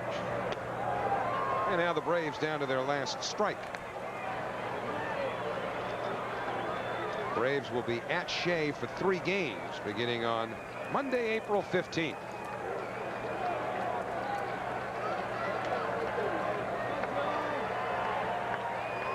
Guthrie deals. Outside, 2-2. Pedro Astacio stands to be the winner in his Mets debut. Lopez is on the hook for Atlanta. Guthrie just trying to finish up. Third pitcher the Mets have used. Still 2-2.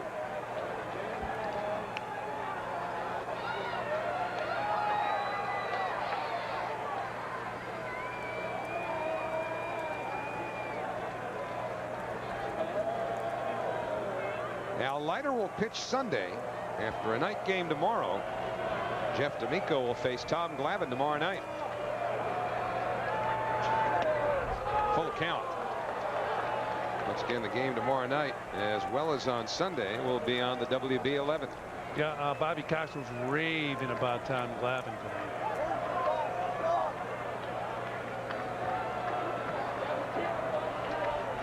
It'll be a payoff pitch. And Jones stays alive. What do you think? Is Glavine a Hall of Famer as of now, or does he need 1 or 2 more good years? Probably 1 or 2 more good years, but you know, it's funny because I believe he won 20 games more than Greg Maddux. Yeah. When you think of the best pitcher on his staff, you think of Greg Maddux. And Glavine pitched for this ball club when they were struggling also. Glavine's been a better postseason pitcher, too. Yeah. It's amazing to watch him pitch. Doesn't throw hard. Got him. Just like that. Not hard. Andruw Jones struck out 4 times, including that last pitch from Mark Guthrie. The Mets have won it 9-3. And you want to let Andruw Jones sleep. You don't want to tell him about these strikeouts tonight, but there's the guy right there, Jeromy Burnitz.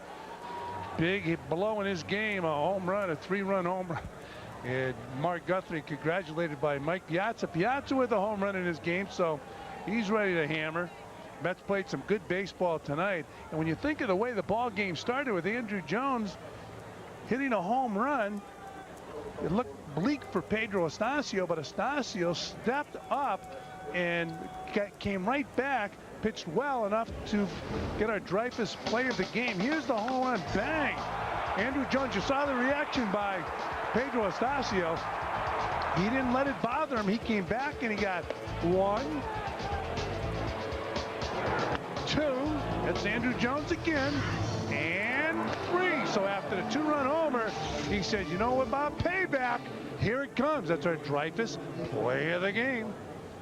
Added up, the Mets beat the Braves 9-3 here at Turner Field in Atlanta to take the opener of this 3-game series.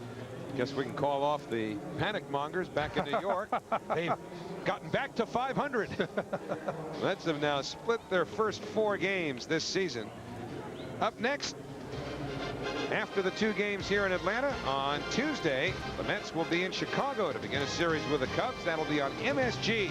Geico Mets on Deck starts you off at 2.